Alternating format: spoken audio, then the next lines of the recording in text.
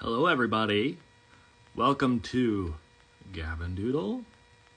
I don't know why I went up. Gabbing Doodle. Doodle and Gab. Welcome. It is a Thursday afternoon. It's about 2 o'clock Eastern right now. We're going to have on a special guest today, a guest that probably needs no introduction. The one and only Bob Shea, who you all must know. Little Bob Shea there. We have a collection of books here of all sorts, of all of his work. Ones that he illustrated and wrote, ones that someone else illustrated. We have ones that are super hilarious, like Shea Bob. I guess they're all super hilarious. That kind of that's kind of silly to to pinpoint one. He's going to be on here in just a second. Let me set up our standard sort of Ask Us Anything, and I will invite him in. If I misspell, he does this too on his own Instagram, and so I'm sure he has tips and tricks that I do not know. But let me pin that comment. Okay, I'm gonna let Bob in, and we'll get started for the day.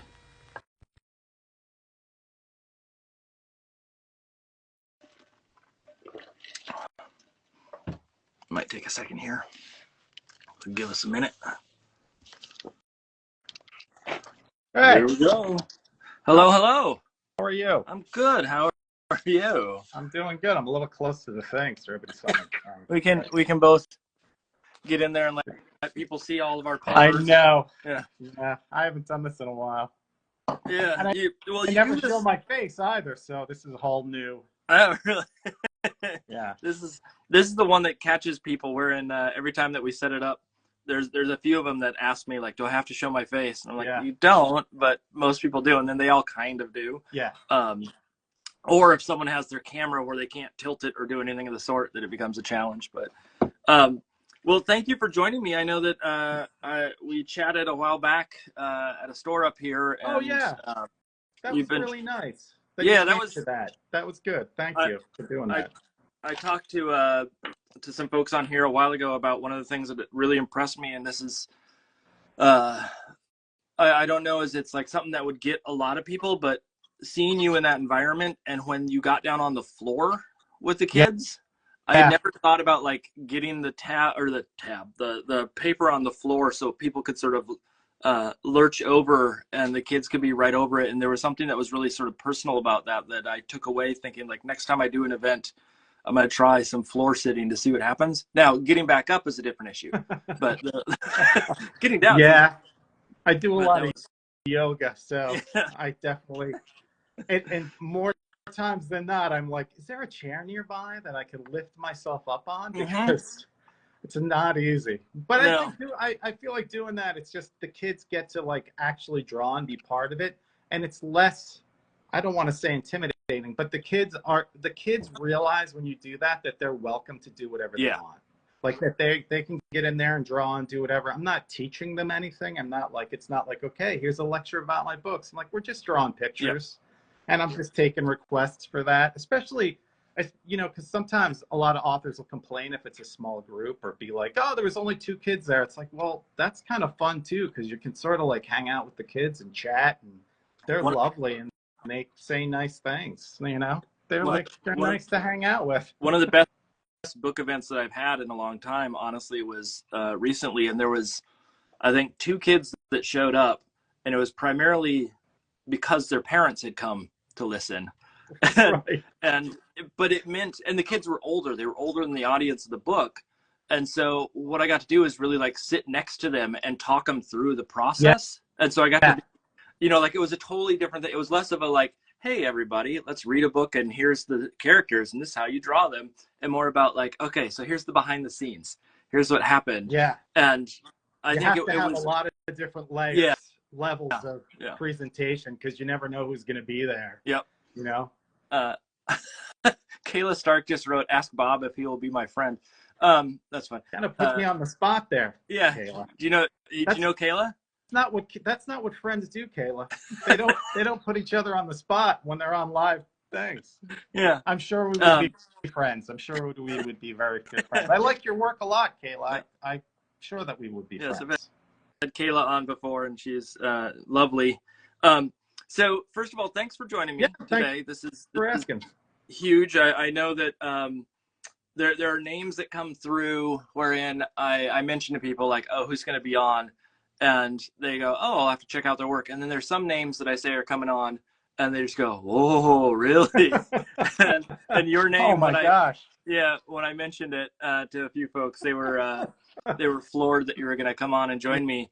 A valuable lesson in disappointment. Yeah. Well, I always say that I'm very humbled by the fact that like I reach out to people and people that I don't know on a personal level. Like we've probably communicated online more than we have in person or face to face, and yet it's still super humbling to know that people will take some time out of the day to draw with me and chat and go wherever the conversation goes.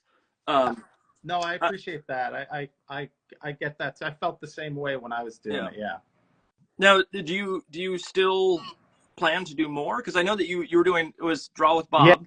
And you had so I did it during the pandemic because it was so very isolating, especially for illustrators working by themselves. And I planned on picking it up again, and maybe I still will. But the problem is I just can't find the time to. You're good about managing it and organizing it and everything, and I'm not good at that stuff. I'm like dealing with what I don't know. I think once I went on Adderall too, I was like, I can't do all these extra things. What am I doing?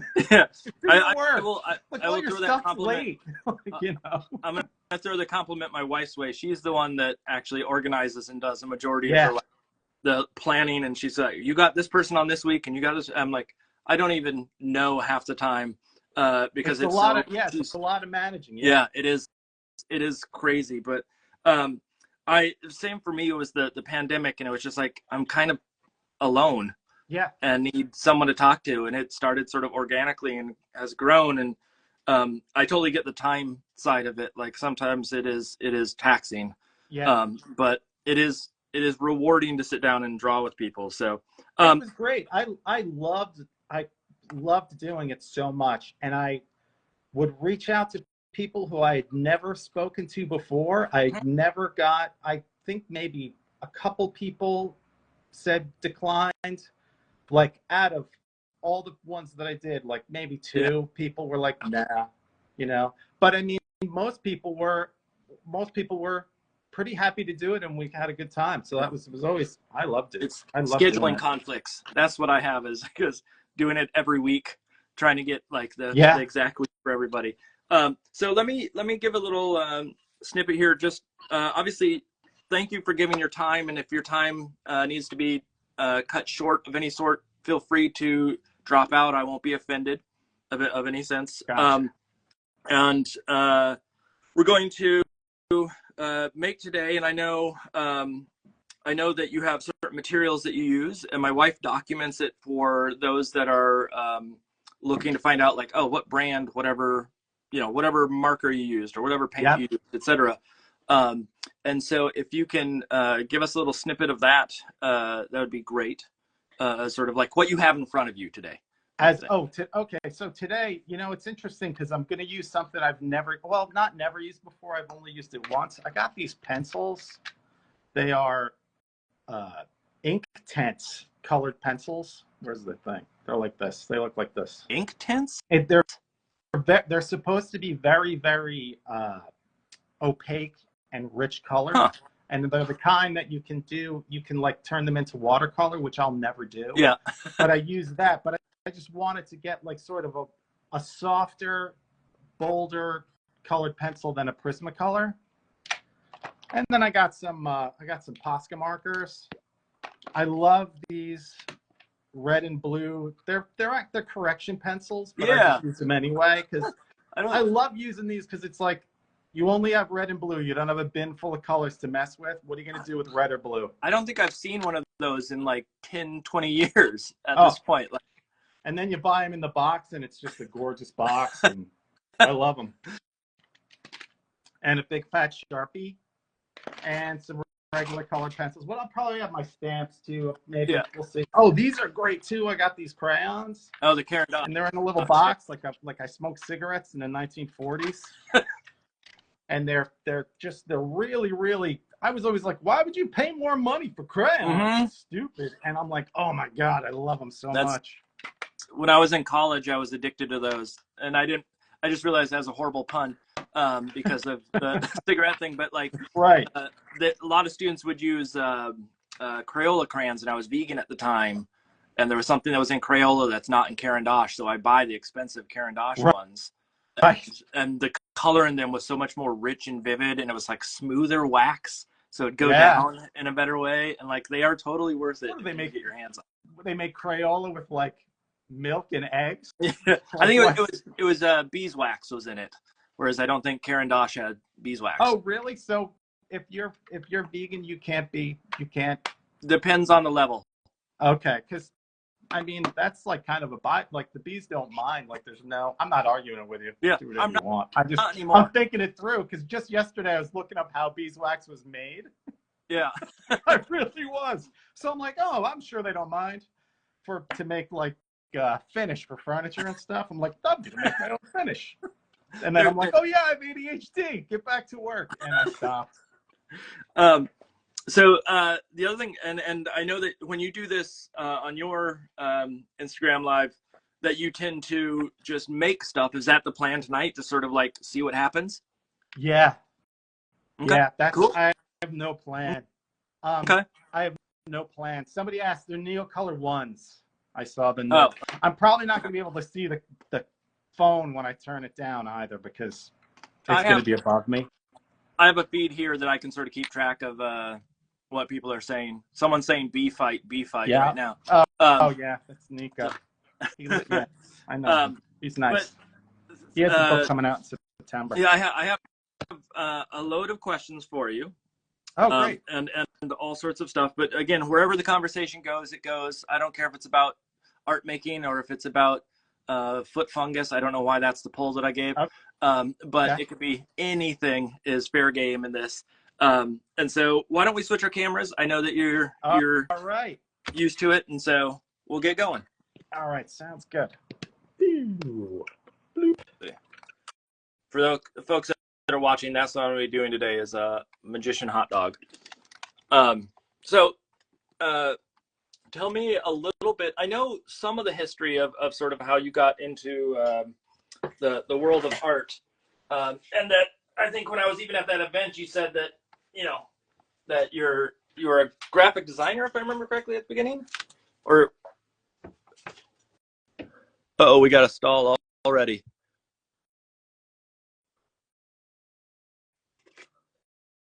I see a circle. Lauren, are you getting a stall up there from me? Okay. We'll see if it comes back here in a second. If it doesn't, then I will. Yeah. People are saying. Yeah. Okay. All right, Bob. Just if you need to request back in. Let me see. I see an accept. I'll get you back in.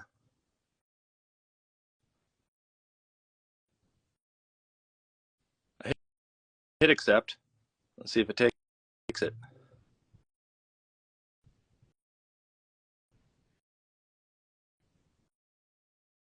All right, let me try hitting accept again.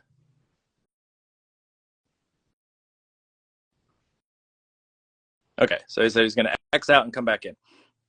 This is technical challenges. This is what happens when you go from face to studio desk.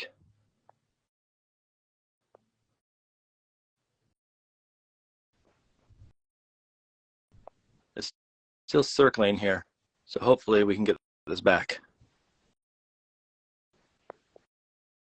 All right, let me try sending a request from my end. Okay. Hold on, I'm doing it in the background here. invite. Let's see if that corrects it.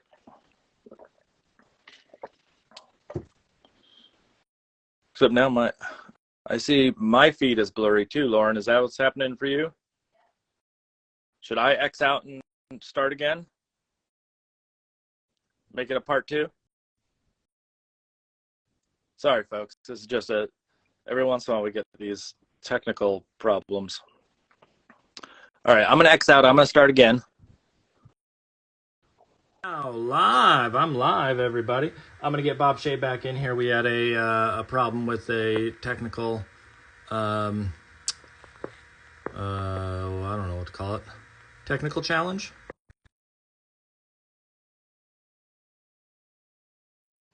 Let's see if that works. So, Bob, if you are listening, I have sent a request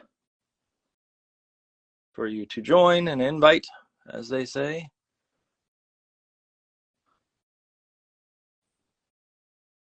Let me see. Again, I apologize for those that are tuning in going, hey, what's going on?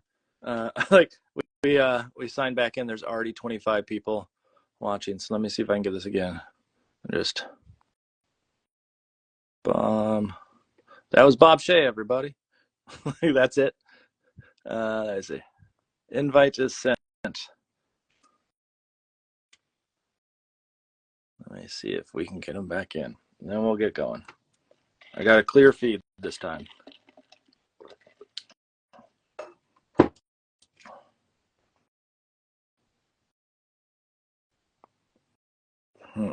Okay, wait. No, we got it. Okay, accept. We are accepting. We are an accepting household. Hey, there we go. Hey. There we go. I don't know what happened. I don't know if it was just a internet issue or what, but welcome back. Thank you. I think I panicked and I flipped it off of Instagram. I don't know. It was all of a sudden it was my camera app, like my regular, just normal kind of thing. So anyway, let me. Matt Roaster said Bob's foot fungus must have flared up. Now it's gonna be foot fungus talk the entire time. I bring shoes to wear in the shower at hotels. I do not have a problem.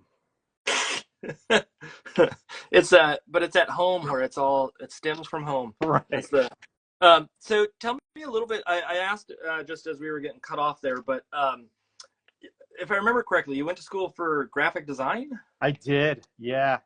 I was too afraid to be like, I'm going to be an illustrator, because I wanted to be like, I want to be an artist. I want to go into art, but I'm like, I'm going to be a businessman artist. Yeah. I'm going to be a graphic designer, which is not a selfish thing to do. It's a very responsible thing to do. And I did that. I went to design school, which I liked a lot. I loved it. I love design, and I love like typography and color and layout and just design of all types. I'm glad that I did it, but I mean, I really wanted to be an illustrator. What now? Was there pressure outside of you that was saying go into graphic design? Not no, design is bad. I think it was I was picking up. My parents were pretty cool about. They weren't like celebrating that I was going to design school, like that I was going to be an artist, because I like did well in school and stuff. And they were like, "You're our last hope." I was the youngest, and they were like, "You can be anything you want to be." And I'm like, "I'm gonna call you. I'm gonna call on your bluff." And I went into design, and they were like, "Oh." My father, when he was alive, we talked about it a couple times, and he was like, "Oh yeah," he's like, "I remember exactly where we were in town. We were at this stop sign at this place when you told me you were going to art school." He's like, and my heart sank. He drove off the road? Yeah. No, just quiet. Like, "Oh, that's nice." he said to me, though, he said something to me that I say to my son all the time, because my son's going to be a musician. And my father said, he said, I don't know the first thing about that. My father was a state trooper and like an arson investigator. He was always in law enforcement. Interesting. Okay. And so he said, I don't know anything about it, but he said, I know that if you do it, you'll be successful at it. Like he knew that I would take it seriously, and I would try to do it. And I said, well, I'm going to write jokey baby books. How's that? And he was like, what? He said, I'm just kidding. I'm going to step into horrific scenes that have been, yeah. You know. Oh, yeah. You go draw your cute little things. That happened too. That's very true. One time I was 12. I think I was 12 or 11. I was running errands with him. Yeah. And he was like, hold on, I got to swing into work real quick. I'm like, yeah, okay. And there was this car, like a 60s two-door kind of thing.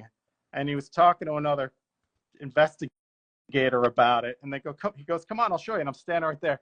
They opened the trunk where there had been a murder. Oh. And where they had stabbed the guy a bunch of times and put him in the trunk. And so there were like bloody handprints all over the roof of the trunk and like a pool of blood in the wheel well. So he showed you this though. Like he said to you, come look? No. Oh. Can I just say that's the thing? He didn't even notice I was there. It just opened. I'm standing there. He finished his conversation. It closed and he was like, let's go get ice cream or whatever it is we were doing. We have to go to Sears. Like it was totally not mentioned. And I was like, huh, that was curious. Yeah. Like it didn't like register with him at all. That'll stay with me for some years. I can remember it vividly. And I didn't say anything either. I was like, okay, he had to go to work. I worked with a guy who his father was a doctor, and they were driving along and there was a giant car accident, and he watched his father basically see someone die because they could not rescue him. And he sat there in the car and watched the whole thing because his father stopped and was, sort of almost like a first responder in that situation. Right. Help, yeah. I just, and my dad went to the office sometimes. That's what I had. Yeah. He didn't have as cool of a, I mean, dangerous and, or scary stories probably came out of your father. My father, they were all boring. He didn't. I'll tell you, he left it at work. My dad wasn't like really? super like, it was just a job. He wasn't like into like being a cop in that way where he's like, let me tell you something. No, he just was like, yeah, that's my job. And he was just, I don't know. He's a good man. I'll tell you, he really was. And he never brought it home. But he never encouraged us to go into law enforcement or anything like that. And he just was like, that's, you do what you want to do. And like I said, his reservations about art were simply because he didn't know. He was like, well, what kind of job are you going to get? You know what I mean? That's really, that was, grew up in the Depression. Like he had me when he was a little bit older. And so he grew up in the Depression. So he was like, you're not going to have food. Like it was that kind of existential thing, It wasn't like you're going to live with me for a long time. It was like, you're going to die. If you go to art school, you're going to die and I'm going to pay for it for you to go to this thing. Anyway. Now, when you went for design and you had this inkling in your head that you wanted to be an illustrator, did you get the opportunity to take classes that were directed towards that, or was it, was there a sense of, well, that's a pipe dream and I'll stay away from it until I know that I have, Yeah. No, I did. I took some electives I was really into airbrush at the time, which was, who knows what, I didn't know. I'd have this conversation with my wife all the time. It's like, man, before the internet, you just were on your own. You just were out there making stuff up, going to Walden Books, seeing if there was a new airbrush book, and there usually was. Oh my gosh. Sweaty beer cans. Like this stuff, this BS that I draw now, like I never even would have thought of it, of being like, why would you do that? That's terrible. Not that I don't think that now, but I'm just saying, like, design, I'm glad I went into design first, because I would have been like, I'm going to draw realistically. Look, it's like a photo. my thing looks like what it is. You know, I didn't know anything. I had no taste. I had no anything. The airbrush era, I grew up doing airbrush as well. That was like when I was in school, that was one of the things that was available. I mean, college, I think it wasn't as much available just because not a lot of people had air compressors sitting around. Yeah. But I was trained on those for a long time, and I never quite, like, I can sit there and talk to people now and be like, okay, well, did you have dual action, or did you have, you know, like all these different things that went with it? But like, it is so antiquated now to me that when I see them in the store, every once in a while you'll see them in a store, and I'll be they like, still people have still them. use these, and I know they do for, like, you know, if you want to get your name on a T-shirt at the local amusement park or things of the sort, but you just don't see people using them on the regular like you once did. Right. I just gave mine away. I feel like my friend, her daughter had an interest, and I was like, she can have all my stuff. Yep. And I'll tell you, I think that now, like I said, I was like, I'm going to do sweaty beer cans or whatever I was doing. I was actually doing some pretty abstract things, but I think now it would be like to augment other things. If I were to even pull it out, it would be just more like a tool to like get some tone on Like the page or whatever, texture. or some texture, or a flat field or something that I would then go over with stuff. I didn't know how to do anything. I was so fucking bad. I can't believe. I think about it, I'm like, how did I like survive to this point without just throwing in the towel? Was it where did you go to school again? I went to a community college for 2 years in upstate New York. I lived there. It's Sullivan County Community College, actually, where Son of Sam apparently actually got our degree when he was in prison. And then I went to RIT, Rochester Institute of Technology. Okay. I'm just the reason I ask in particular is just like when you say like you had to wing it, and some of that is location, some of that is school, some of that is the era. Like I when I was going through school, I remember there was not a lot of hand holding of technique of any sort. It was just sort of, here's your assignment. It's conceptual. Go figure it out and come back. Well, you went to RISD, right? Yeah.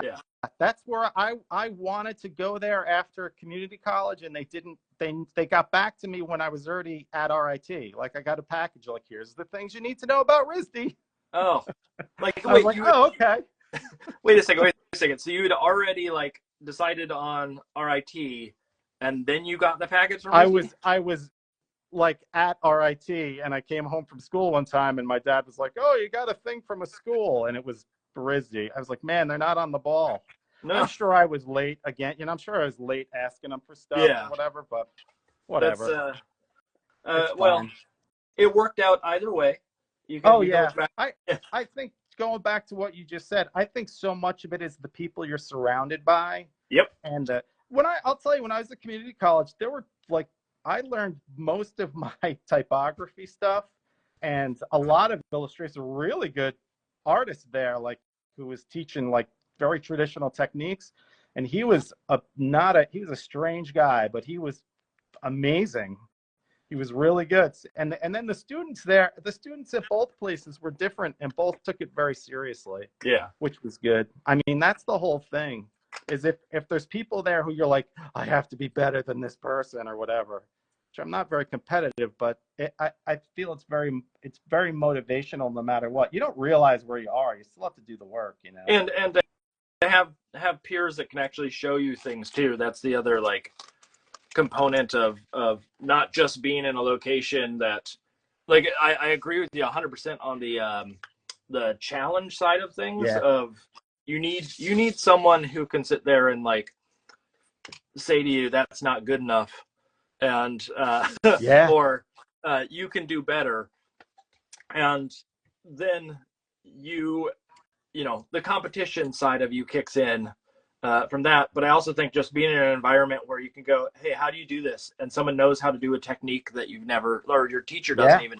or, you know, or has some experience in a way that's so out there for you that is huge. But so how did the turn towards, because you're one of those people who ventures into, and I think that's probably a hard or a bad way to start this. You're one of those people, but you write and other people illustrate, and then you also write and illustrate your own stuff. Yeah. And this like multifaceted career.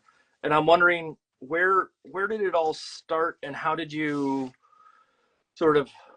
how did that all come to be in a way that is where you are now? Like, was there some sort of event? Was there a moment where you look back and go like, oh, this is when I really learned how to write?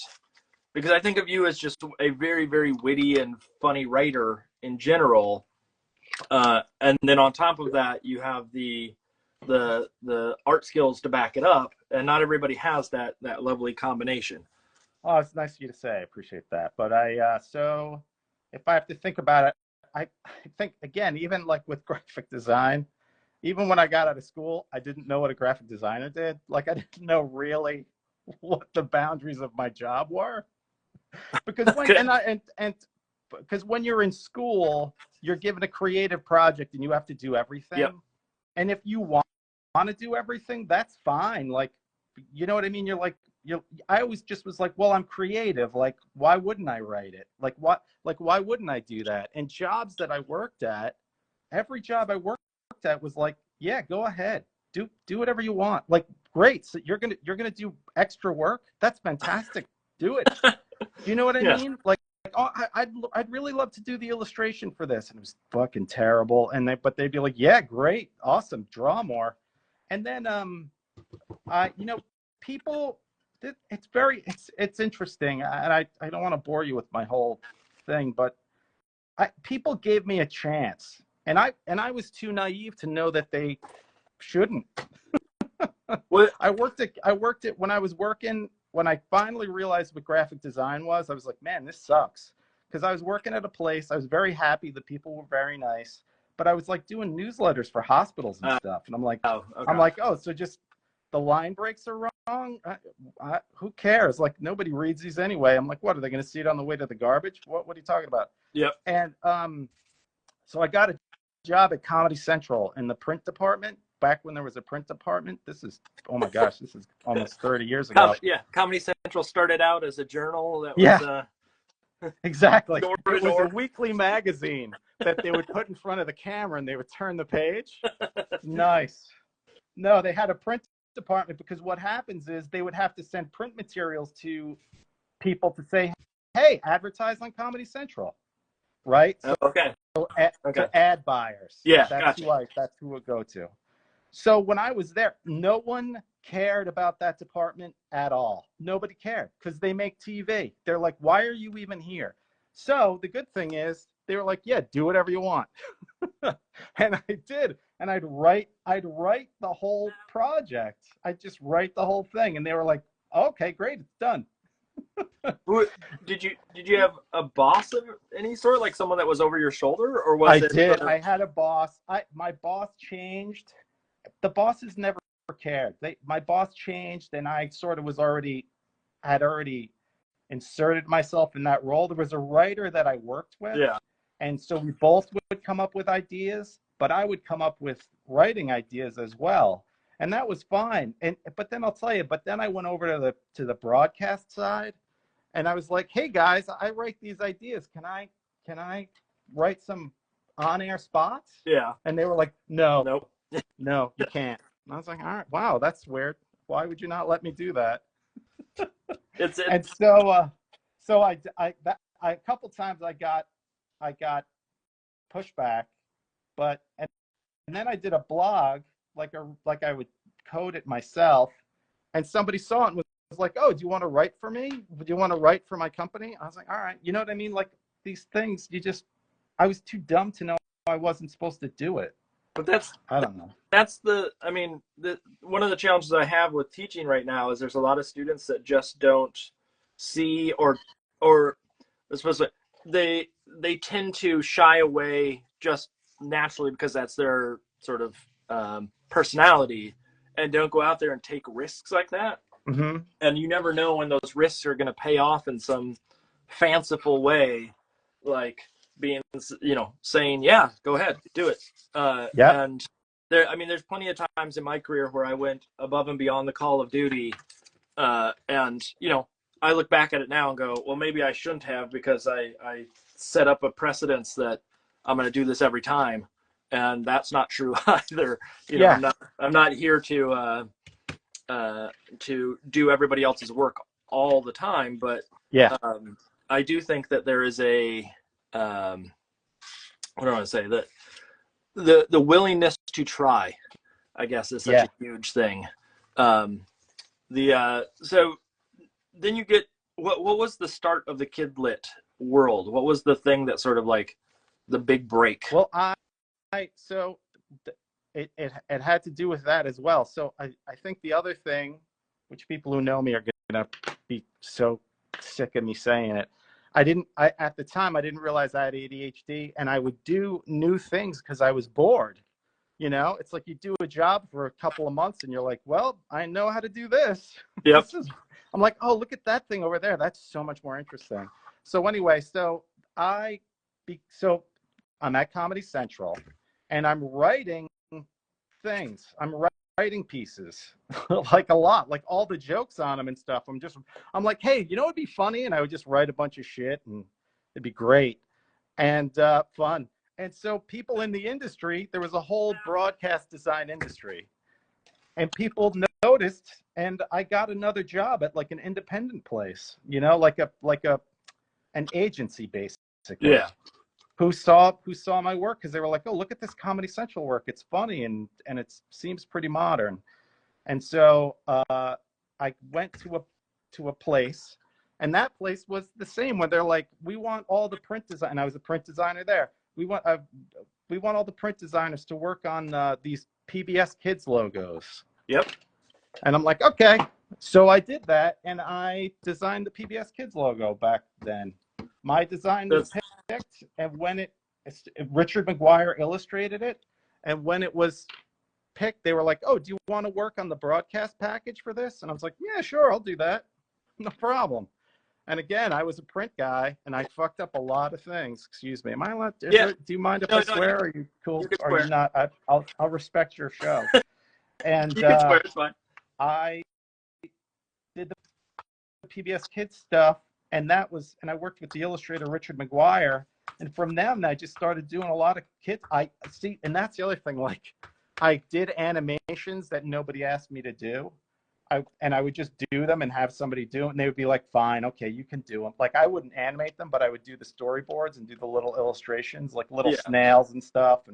And then they'd have people animate them for me. And I was like, this is awesome. It was the most creative thing. And I remember those. I remember the logo in particular, and I remember those little, like, the animated sections of. I didn't realize that you had done some of the, like, storyboarding for the animation stuff. I thought it was all.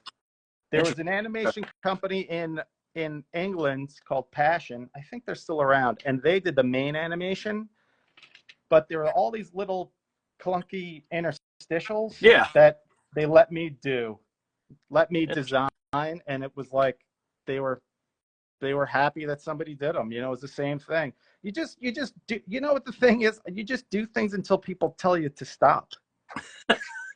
You know what I mean? Like, don't do that. Why are you? That's not your job. You have to stop doing that. Now, we need to preface that by saying, in a work environment for work, with that statement. Yes. Yeah. Don't get pulled down to HR. Yeah. Exactly. You know what I mean? Like, I liked, it was interesting to me, and people gave me opportunities, and I took them. Just out of my own interest. It wasn't even ambition or anything. I was like, man, I'd love to do an animation. That sounds really fun. Just asking alone is such a huge thing.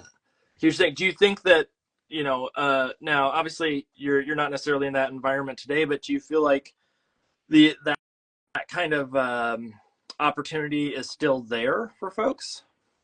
No, I don't. I think that even when I did it, it was very rare in what I was doing. I would 100% hate to be in design right now. The stuff I design, is like shirts and stuff for my son's band and graphics for myself. Yeah. And if I was doing this for clients and like had to like know how to use all the animation programs and all the things they expect you to do with all the other stuff, Yeah. It's not, there's no, I feel like I'm like Saul Bass complaining about it's not the 50s anymore, but it's like there's no freedom anymore. Everything's very Specialized. you know, has to be a certain marketing plan, and there's no like, well, what if we try Yeah. this? Oh, that's great, you know? It's become too financial in a way of just, yeah, unless there's a financial payoff for Yeah. said company, then we're not even going to try. Too much is at stake. Yeah. You know what? I don't know. The world's always changing. I mean, hopefully someday we'll get to a point where that's not a concern like it is now. But my experience with it is the same, where it's like it's become more and more specialized, and you do one thing and one thing alone, and then that's how we end up with so many contract gigs. Yeah. For people, is that it's not a full job, it's a part job. And what were you doing before illustration, or were you always doing illustration right out of school, just for different, like, did you ever work at a place? I did. When I got out of school, I worked at a little animation studio called Soup to Nuts that's in or was in just outside of Boston. Mm-hmm. And we did stuff for TV. So we did TV shows like animated stuff for Comedy Central and Cartoon Network and WGBH and PBS and stuff like that. Mm-hmm. And so I spent about 5 years doing that, and then taught a class and got really excited about teaching, and went back to grad school right away, and then did editorial for quite some time. Yeah. And that was, they all come with similar but also dissimilar challenges. Yeah. Let's put it that way, at best.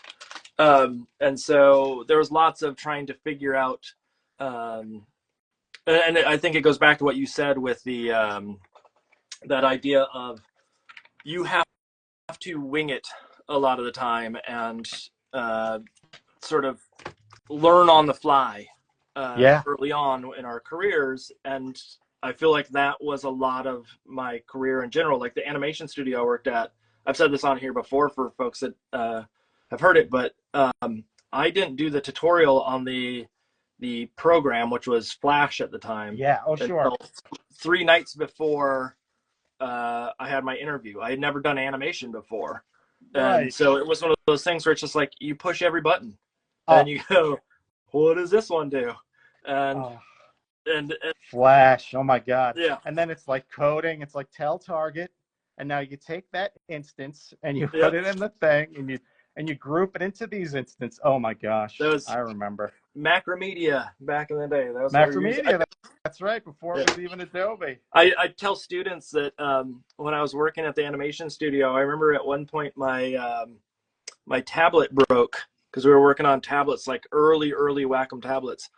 And at one point my tablet broke, and they said, hey, go and look for another one here. And I went in, and there were Wacom tablets that still had the cord attaching the pin to the thing. Yeah. It's like, oh, okay, these are early editions, and those weren't that far removed from where I was time wise. So it is it was an era, let's put it that way. Oof. But and you were psyched to see it. You're like, there's a pen.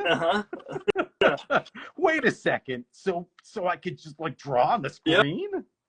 Yep. And of course that was pre Cintiq.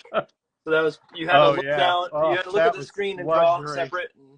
And, it's all of it is challenging, all of it is wild, but also I'm very happy that I was able to sort of learn on the fly. And again, it's that willingness to just try anything. And I think that's huge for folks that are hesitant, is like, who cares if you screw up? Like, I think we put a lot of rules or barriers in front of ourselves before there actually is one. And it's hard though. It's a lot harder now. I mean, it's wonderful that I can Google anything and get a YouTube video about it. But I mean, back then it was like you had to sort of be a little scrappier. And that, I mean, because if I was doing that now, I'd look at what was online and be like, I'm not doing this. I'm terrible. You know what I mean? I had no one to compare myself to. And I was like, maybe I'm good. Well, it's the equivalent of I look at like 3D software now. Like my son, we have a 3D printer in the house, and he wants to learn how to do some of his own designs. Yeah. That's cool. It is so foreign to me to be in a program that is three-dimensional and try to wrap my head around, we're not just dealing with a 2D image. And yet it's funny because I was in that environment early on going, hey, you know what? Just wing it. You got this. And now all of a sudden I see this 3D software and go, nope. I'm gonna tell him to go on YouTube and figure it out. And I'll try to help where I can, but I've been far enough removed from that environment of exploration in a way that I need to get my brain wrapped back into that world of yes, I can do this, and there's nothing that can stop me. Yeah. So is there one of the questions I had for you, and this is just a technical question. I know that people might be wondering this too, but so you've been someone who's like very shape oriented in your work, and I'm wondering the shape side of things. And you have the Bob shapes. Oh yeah, my Bob shape. Yes, the you have so many good puns with your name, the Shea Bob. Once I saw that title, I was like, oh, you like I don't have anything close. Nobody got it though, so don't feel bad. Yeah, but still, that one was when I saw that title, I was like, you are so smart with that title. Or either so smart or so like idiotic with such a like pun right thing that like either people are gonna go, and they let me do it. Yeah, this is the smartest thing in the world or the dumbest thing in the world, depending on how you look at it. Well, the sequel's coming out in 2 weeks, and they wouldn't let me call it Shea Ryan, so which because my son is in it. Yeah, but they wouldn't let me call it Shea Ryan. So what's it called? It's called Pizza for Birds. Oh, that's the follow. I didn't realize that was the follow. Yeah, okay, exactly. And on Amazon, it says Shea Bob 2. Oh, okay. So people know, I guess. I never even heard it called that by the publisher, but that's what they say so that people. Shea Bob did really well in state competitions where the kids vote, but still they were still skittish about calling it Shea Bob 2 or calling it Shea Ryan. Anyway. Okay. So shoot, what was I gonna say? But the shape thing, like, has that always been part of your making process? Like, even going back to some of the early design stuff, like looking at the PBS logos and things of that sort, obviously shape plays into it, but you like when I look at your work, I tell people a lot of times when they're designing characters, if you start with a shape and like understand the shape, it makes it easier not only to draw the character in different positions, but also it adds consistency over time. I'm wondering sort of like, how did that develop? Was that something that you started with early on, or is that something that you sort of came to later in your career? So I think that I learned that working with Richard McGuire on the PBS Kids stuff, because all the examples that he would show us, all the reference that he'd bring in when we were working on the package, like UPA animation and stuff, were very, very graphic. And being a graphic designer, I was like, I get this. Like all the mid-century stuff and all the designers I like, Paul Rand and Bradbury Thompson, was all very graphic-y, and I could get my head around it. So then when it came to illustration, I'm not the best illustrator in the world. I'm not gonna lie. Like, I'm not gonna be like, I'm gonna render this thing and it's gonna be a sweaty beer can or whatever. Yeah. So I when I first started doing it, even on my first book, Dinosaur versus Bedtime, or one of my first books, my first book was New Socks. But when I was doing those characters, I'd start with a shape because I was like, stay in your lane. Like, make use of the things you understand. You know what I Yeah. mean? Like it made sense to me to make it shapes. And so when I did new socks, I tried to push that where the character was a bean shape. And then I was like, well, what if you like really distort it? Like, will it still look like the character? Like, how far can I push this thing? You know? It's a squash and stretch. Yeah, that same sort of concept. But like crazy, but I would do it to like, it was so flat. I mean, it was like 4 colors screen printing. I was like, how much can you make, in one thing, the socks would be like gigantic. And then in this one, they'd be tiny. Do you know what I mean? Like, how much can I get away with? That was kind of like a little experiment. And then I just was like, stay with that stuff. And then the book came out and everybody was like, oh, it's so fresh. And I'm like, yeah, I'm just trying not to have to be in a position where I have to draw. So don't get that excited about it. Not all of us have to be a Kadir Nelson with oh my God. I was at some event and Kadir Nelson was at my table. God damn it. And he picked up one of my shittiest books, like a shitty one. And he's flipping through it, and I just was like, Christ.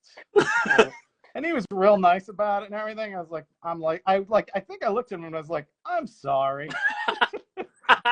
And he was like, what? And he's a little reserved. He's a little quiet. And I was like, I know that's not really, you don't know why I'm here. I know that you think I'm a mistake, that they sent the invitation to the wrong address. Right. And I was like, I did that in an afternoon. you know that what do you do with your free time, Kadir?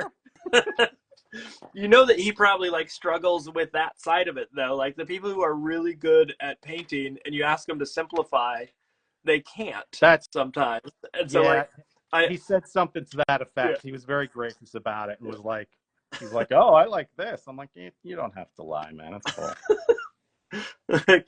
What's it like winning awards, Kadir? What's it like being known as like the next big? I always refer to him as like our Norman Rockwell at this point.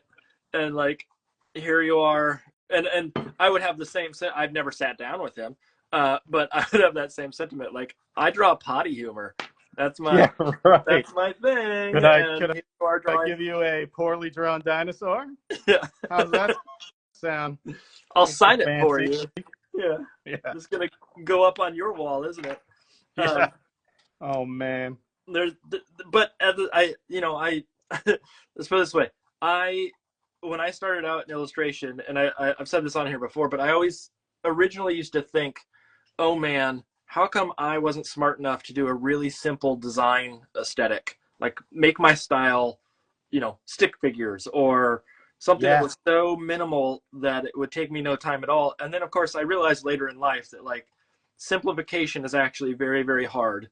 And to understand, like when I say the shape thing, and as much as I tease about Kadir Nelson being like, the most amazing painter in the world, there is an art, a very hard art in trying to figure out how to simplify your designs. And I always like initially when I saw the Mo Willems stuff, I was like, oh, come on, this would take 2 seconds. But then I also look at it and go like, no, it wouldn't. Nowadays, no. His especially, his things are everything's very crisp and like pristine. Where I appreciate what you're saying about the shapes, and it's true. And I'm not saying it's anything special, like, oh, it's like a miracle, but it's like to pull it off, like in a way that's not. It's always you're fighting this instinct to make things more complicated than they need be. Yeah. And I mean, I'm old now, so I can say that like I've really trained myself to not overthink things. I hope. I try not to anyway. Yeah, no. I think that like there's an art to knowing when to stop. There's an art to knowing how far to push towards realism. There's an art to, I mean, there's all these different things that like I do admittedly like those. There's a 12-year-old who's doing paintings that are, you know, worth tons of money. And then you see the thing and you're like, well, it's okay. There's nothing wrong with it. But there also is an experience of understanding, like the history of shape design. Like you're not coming to it with, like if you're sitting there with, and I don't know why I'm going back to it, but like Kadir Nelson, you're sitting there and you're talking shape design. You probably have a super rich history with the design world and all the context that come with it, Paul Rand and whatnot, and Jim Flora, yeah, all these. I mean, because that's the stuff I'm attracted to. Yeah. So like my Pinterest feeds, the stuff I save on Pinterest, it all looks the same. It's all, oh, that was, look at these Czechoslovakian matchbook covers, you know. But the like history that's there that not everybody knows, and the knowledge of why these shapes work and whatnot is what really comes into it. And so like when you see those young kids that do the stuff, like as much as it is looks like it, you know, the context or the relationship isn't always the same. And so I always try to like keep in mind that I'm bringing, and I know I'm not on the same level as a lot of artists, but I'm bringing something that is uniquely from my perspective of insight or history or what have you. And hopefully that resonates with people. You know, sometimes it does, sometimes it doesn't. But is there... Your stuff is very graphic as well, though, don't you think? I mean, I'm basically... So one of the things I say to students all the time is there is a... What do I want to say? Like, I feel like there's a spectrum for illustrators, and on one end is the painter, and on the other end is the graphic designer. Yeah. And everybody sort of fits on that spectrum in some way. And I think that I'm in that world of that sort of closer to the graphic design side. I don't care about perspective. I don't care about special lighting or like, you know, the most realistic imagery of any sort. And so I am a shape person. I like a good shape makes me happy. Yeah, but then you use other things that. So one of the shape pitfalls is you make things very cold and they look like logos. Yeah.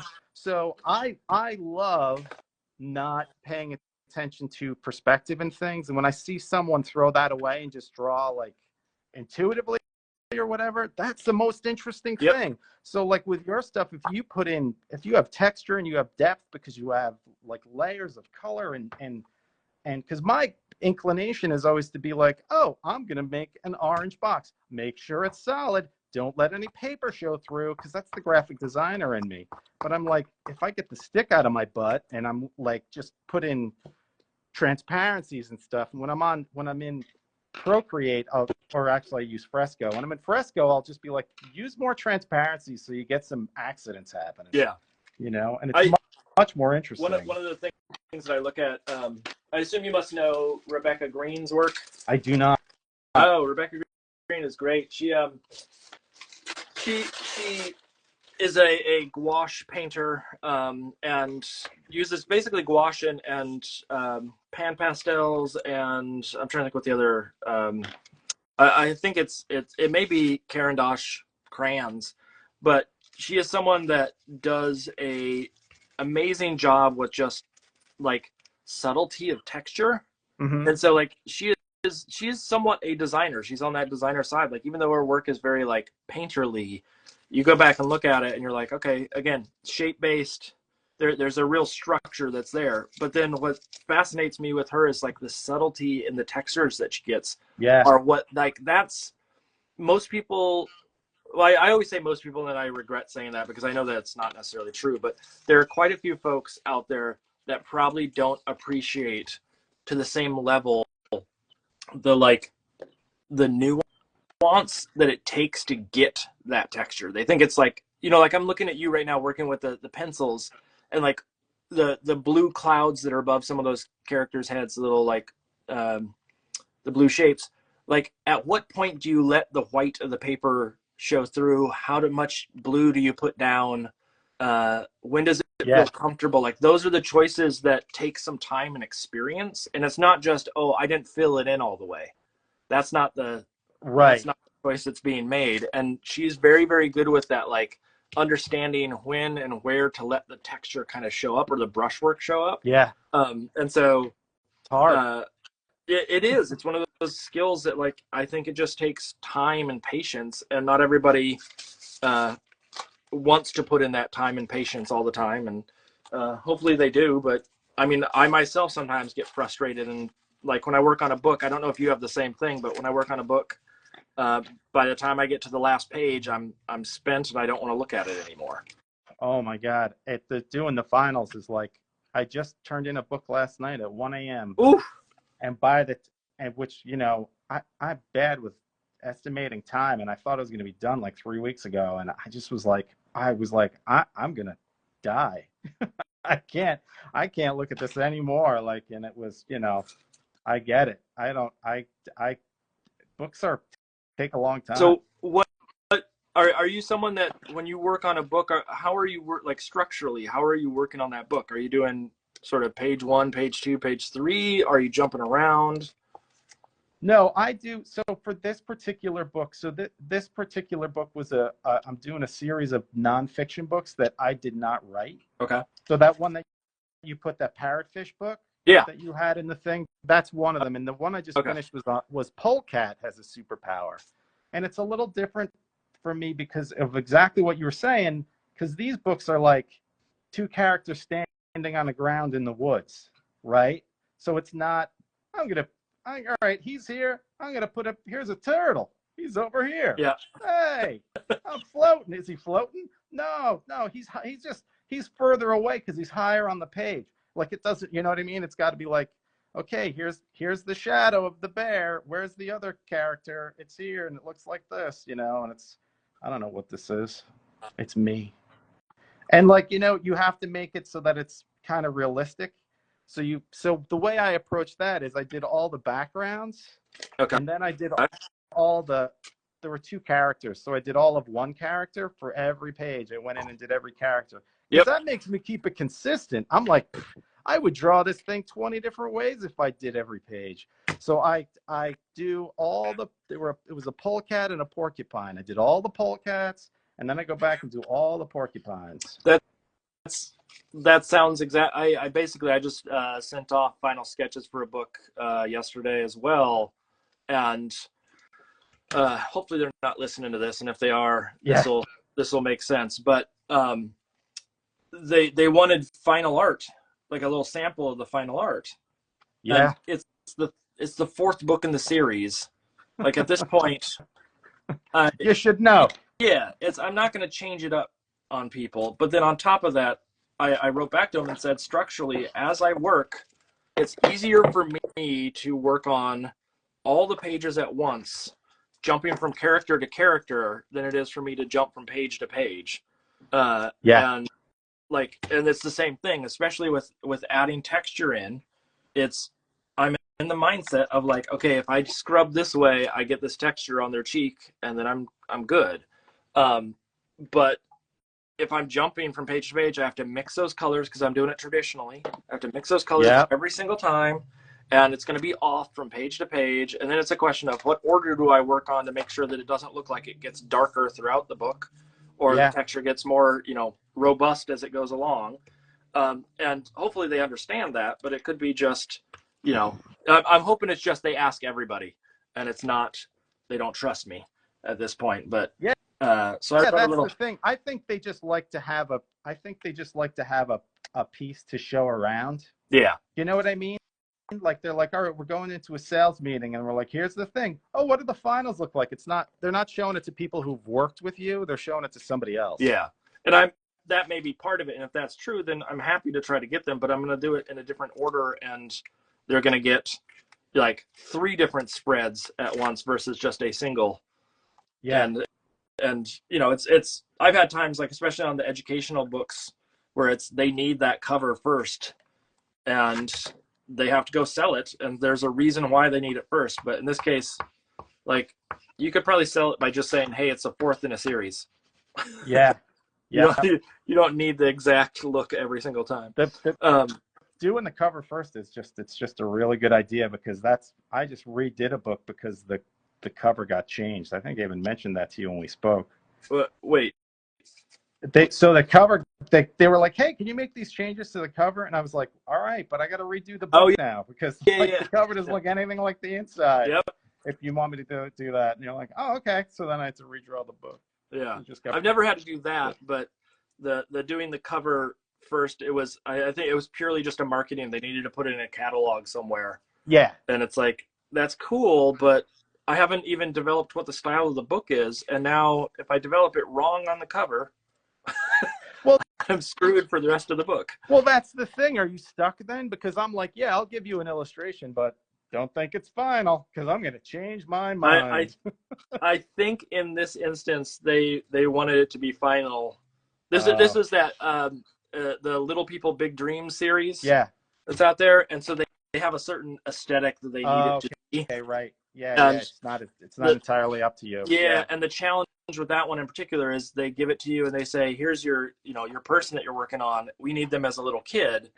But right. Yeah. In my case, it was Charles Darwin. There was like one picture of him as a kid. And I'm surprised there was that. Yeah, and so it may have been a painting for all I remember at this point. But it's like, I have to figure out how he's going to transition over, because he's going to end up being an old man. It wasn't like he was like 15 when he was Charles Darwin. Right. And so I had to figure out how to transition him over time, and that's not something I can do in just a single image. So you didn't just like make him little, but with a beard and stuff? Yeah, he had a 5 o'clock shadow. Yeah. He was coming in. Just enough to hint. Almost. Yeah. He's on his way. Yeah. He was starting to bald on top, and it was classic Darwin all the way. Mm-hmm. Are there challenges that you've had in your like book career that were sort of other lessons that you've learned that are in that same vein, in the sense of like knowing what order to do pages in, or obviously like staying consistent in shape and color, but you've done enough books now, and especially I assume as well on the writing side, that you've written enough books that you can probably spot some of those challenges before they arise. Yeah. I think that's the thing you don't even realize, because people will send me their work or whatever, and I'll see stuff, and the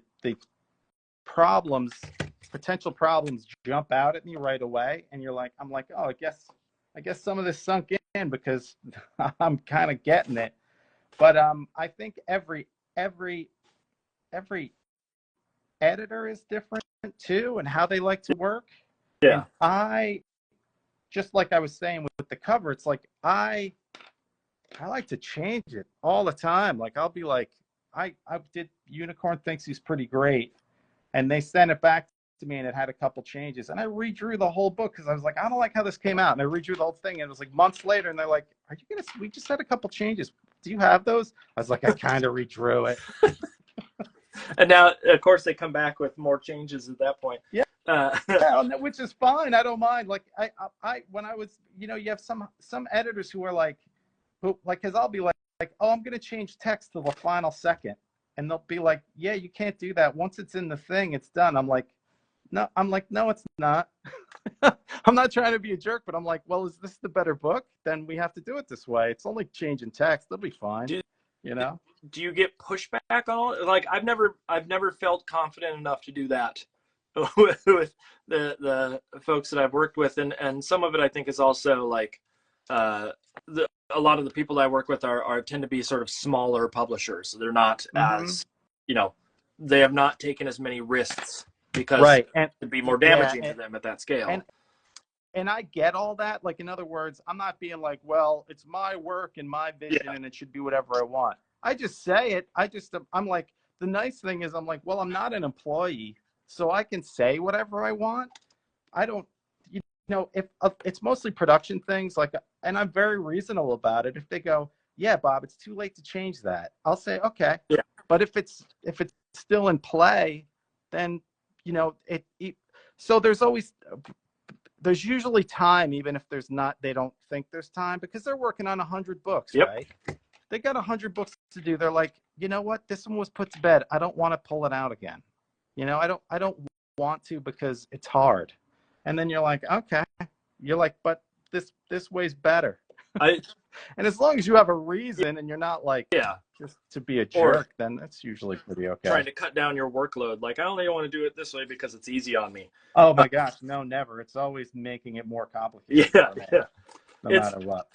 I think one of the lessons I learned early on is, and I didn't know it coming from that editorial world, but just the amount of buffer they give you. Yeah. Whereas, you know, it's due on this day. And then you find out it's actually not due for like 3 months after that. Right. They have all these other things. And so if you ask them for more time, they're like, yeah, we can give you, it's not an extra day or two. They'll give you an extra month. And yeah. Like, okay, well, why didn't you say that at the beginning? Because that took a lot of pressure off me when you just said it. Well, the thing I do is ignore it anyway. And I'm always late. I'm the worst. I'm better about it now. I'm getting better. But I'm just so bad at understanding how time works. What happens if you're late? Like, now, do you tell them ahead of time? Are you like, oh, it's not going to be in on time? Or? Yeah, I've found that the best thing to do is just to just let them know, like communicate with them. Yeah. And be like, I just, this one I turned in was late. And I just, every time I missed a deadline, I'd say, hey, listen, I told the art director, so nice to me too. And I said, hey, you know, I'm just bad. I'm a bad guesser. I said, I'm not trying to lie to you on purpose. These things are taking way longer than I thought, you know, because they're kind of detailed as well, a little bit, but detailed for me. Like if Kadir saw it, he'd be like, that's not detailed, but they're detailed for me. You know what I'm saying? So it's a lot. He just sees everything as stick figures in his eyes, every piece of right, artwork. exactly. He's like, everybody is what do you awful do with your free time? He's like, it's and knowing that parrot book too, just that idea of you know, like there is some, it's not just a fish that is a parrot fish. There is a distinct look that it needs to have, and if you don't nail that look, then it's just a fish. And that's the thing. Yeah, and that was the thing with trying to do nonfiction, was like at first I was doing like a lot of more abstract things, and they were like, it's got to look more like the thing that it is. Yep. I had that experience on a book where they hired me a book about birds, and it was a very similar setup where it was they hired me and then it kept coming back with notes. Well, that feather isn't accurate, and that one isn't accurate too, and it's like, well, why'd you hire me? Have you seen the rest of my work? That's I'm not the thing. Accuracy is not my jam. Yeah. They gave me a lot of latitude. Like it wasn't that like that, but it definitely was, you know, don't put boots on them. Yeah. You know, like it was like, that's too far, you know, but I mean, things weren't scrutinized to that level, but I definitely tried to make graphic representations of it so that it wouldn't be a problem. Yeah. You know? I mean, there is a way to like simplify so it's close enough. Yeah. But that line is probably like, especially for them, looking at that is probably different in your mind than what their mind works saying, like, oh, that's accurate or that's not.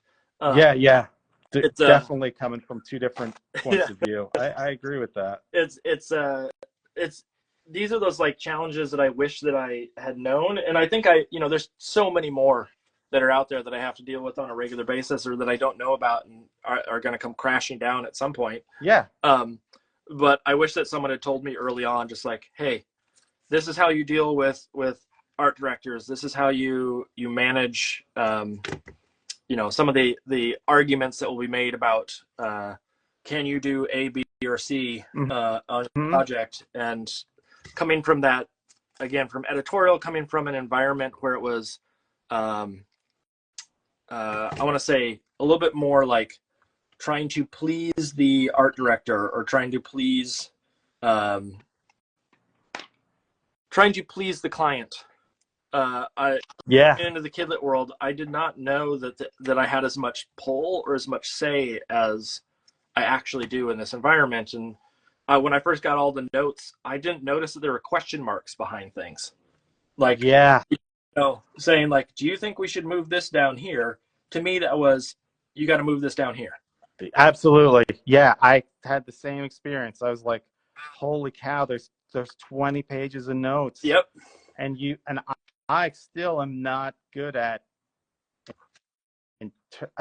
figuring out which ones are suggestions and which ones are, why didn't you do the thing we asked? Yep. You know what I mean? And because there's still a lot of gray area in there, you know, because I'm like, oh, it's my book, I can ignore it. Like, not this time.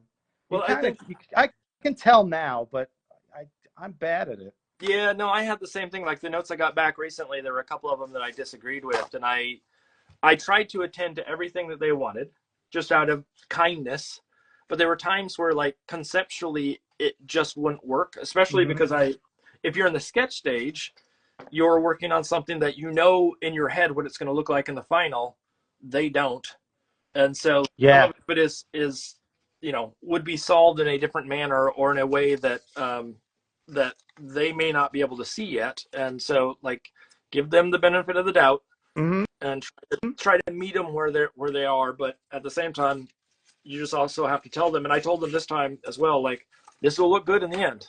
Trust me. Yeah. I think that comes with experience and confidence, because it's like, usually I have a reason for what I did, and I'll tell you, if I don't have a reason and they want to change it, I'm like, yeah, let's change it. I just threw that thing in there. I don't care. But if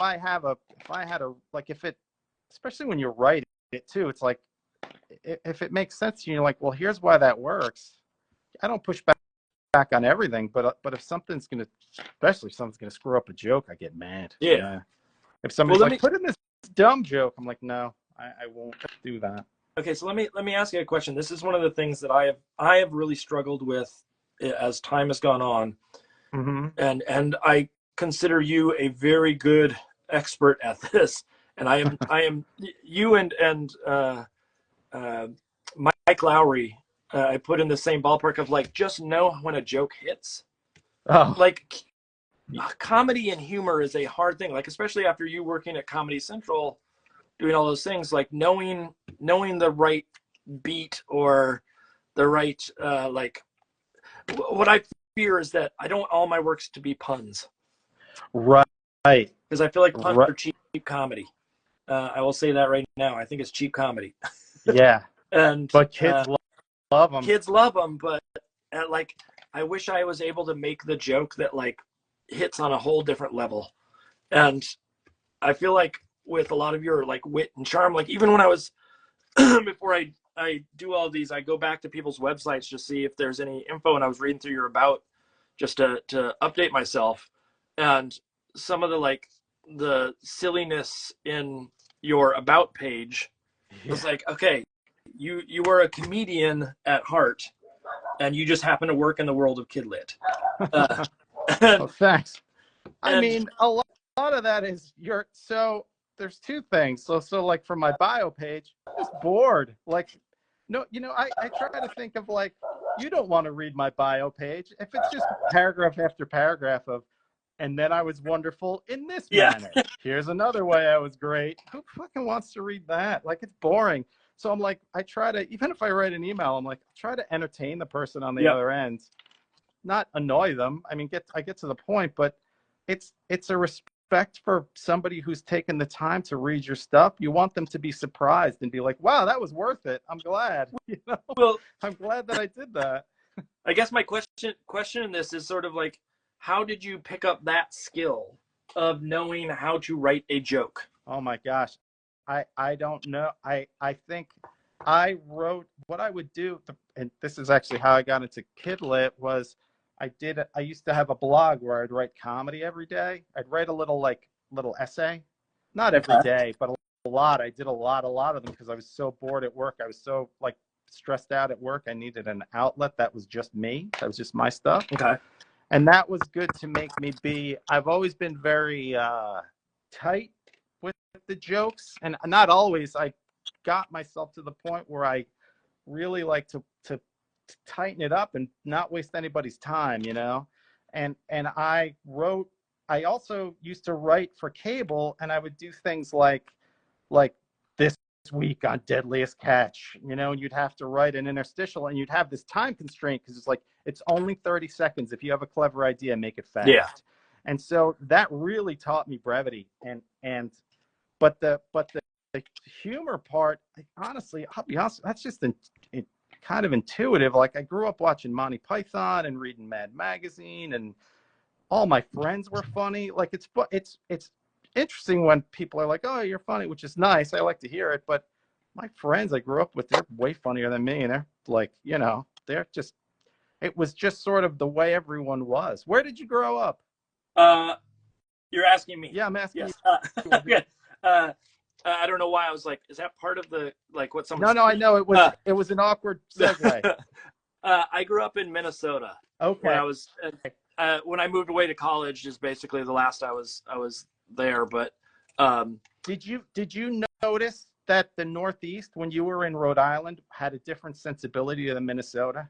Yeah, I mean, there's definitely the New England in general has a different vibe than the Midwest, just across the board. And they say that thing about, like, the Midwest is nice and whatnot, and that's not always factual.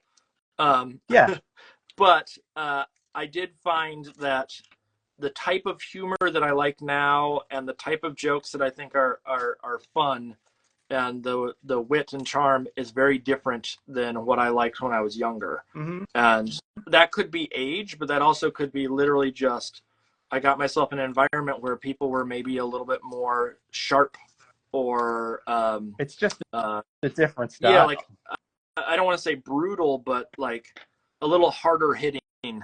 And it's like the what is it, the blue, or the comedy tour that goes around where, like, they don't swear, and then you have the one that, or the comedy tours where they do swear, and like that kind of vibe really did show up of the type of humor. It wasn't as cutesy or sweet and innocent comedy. It became like, okay, here's something that's awful, and we're gonna dig into it. When you got into, like, New York scene. And where you said you're in New York, right? I grew up outside of New York City, like north of New York City. So I mean, it was just, that's the way people talk to each other. Was not that people. I go around the country, and a lot of times I have to, like, not say things because people are like, "Wow, are you being serious, or are you are you a mean person?" I'm like, "Nah, I was just kidding. Yeah, that's not real. It's not real. I just joke." I have a hard time not making a joke, and even if it's like mean, and I probably tease people too much now with my comedy, but I think a lot of it is like the people that I grew up with in college and whatnot. Like, you just, if you didn't take the joke, they were going to take it. Yes. And so, well, and also that's how people know that you like them. Yeah. They, you know, I'm willing. I'm not joking, or I'm not making jokes with, and I'd never skew mean, but if I'm making jokes with you, you're my friend. Yep. That's the bottom line. I had someone ask me in a interview once, sort of like, what are my favorite experiences with students? And the best experiences I have with students are oftentimes me making some horrific joke about them that was probably inappropriate, in the sense of, like, you know, not inappropriate in that it's whatever. I know what you're saying. But, and the best moment is not that. It's when they come back and say something so biting back to me that I'm like, oh, you get it. Like, you understand what this is about. This is not me teasing you just to tease you. This is me trying to form some sort of, like, bond between us, where you can throw me under the bus just as much as I can you. And, like, those are the moments that are super rewarding to me. I have one particular student that whenever I see him at openings or receptions, that he throws a tomato at me, like a little cherry tomato, because once I threw a cherry tomato at him, and you don't know who it's coming from, he'll hand it off to someone else to throw at me on his behalf. And it's like, the fact that he goes out of his way to do that just tells me, like, this is something more than just a like, I was once your teacher environment. Like, we're buddies. Right. Yeah, he likes you. Yeah, yeah. In a weird way, like getting a tomato thrown at me is hilarious. Um, do you find that I mean, you mentioned that sometimes you have to tone down, uh, depending on the environment. Do you find that there's a difference in the way that you write um, humor for kids versus sort of how you entertain and um, talk to adults? Uh-oh. Uh-oh. Oh, we lost Bob there.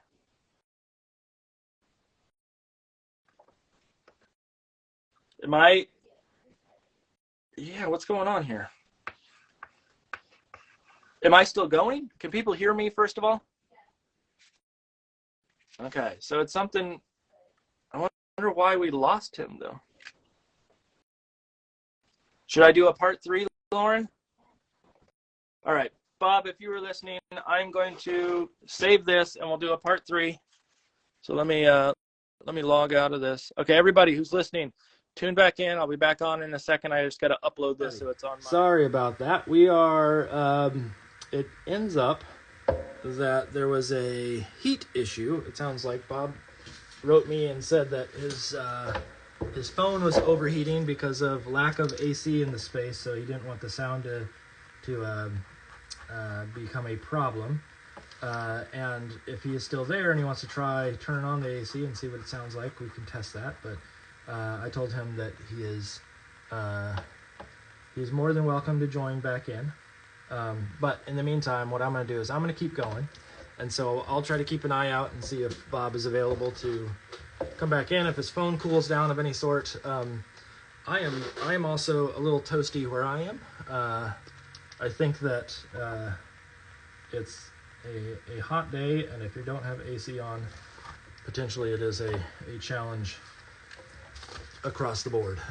So in the meantime, what I will do is I'm going to continue to work, and if Bob can join us, great. If he can't, we will all send our, I was going to say send our love. That sounds creepy. I didn't mean it that way. We will,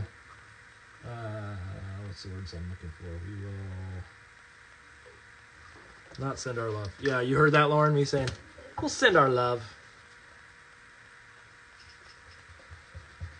We'll do what we gotta do. There we go, that's what we'll do. In the meantime, I'm gonna keep working on this hot dog thing. For people that that did not see what it was originally, this is what I'm doing. There's a hot dog magician, and he's gonna have a little bunny in a box here, and maybe I'll put something over here too, potentially, and some little roses and whatnot. And this will be, my son wanted a hot dog piece a while back, and so that's what this is going to be. Anyways, so if you have questions, holler, but technical snafus are no fun, but they happen, and I don't know as I have a perfect solution to solve them every time. It seems like every week we have something. I wonder, now, admittedly, if I were to do this on YouTube, I know that there might be maybe, well, no, it's if it's an internet issue, or if it's a heat issue or whatever, it might still be a problem. But the challenge is less people will be able to see it if they don't know that it's happening. So anyways, Kara Mitchell, you working on your first book soon? I'm excited for that. I'm excited for you. This is it's going to be a challenge. I will warn you, it's going to be a challenge. And obviously you know quite a bit because you've been in the community for a while, but I do think that learning to work on those books and the process involved, you just don't know until you're in it sometimes. And so there's probably going to be something you're going to go, oh, I had no clue that was part of it. But congratulations. Can you say what the name of it is? Is it a book you wrote? Is it a book someone else did? Nico, my wife will put them in the Instagram notes, and then as well, I put the stuff up on YouTube, most likely tomorrow or Saturday, and it will all be in there as well. And there's notes in the first part already, so if you go back to my Instagram feed, you will see those notes. Let me see if I don't know if I can get. Oh wait, I do have an invite, Bob.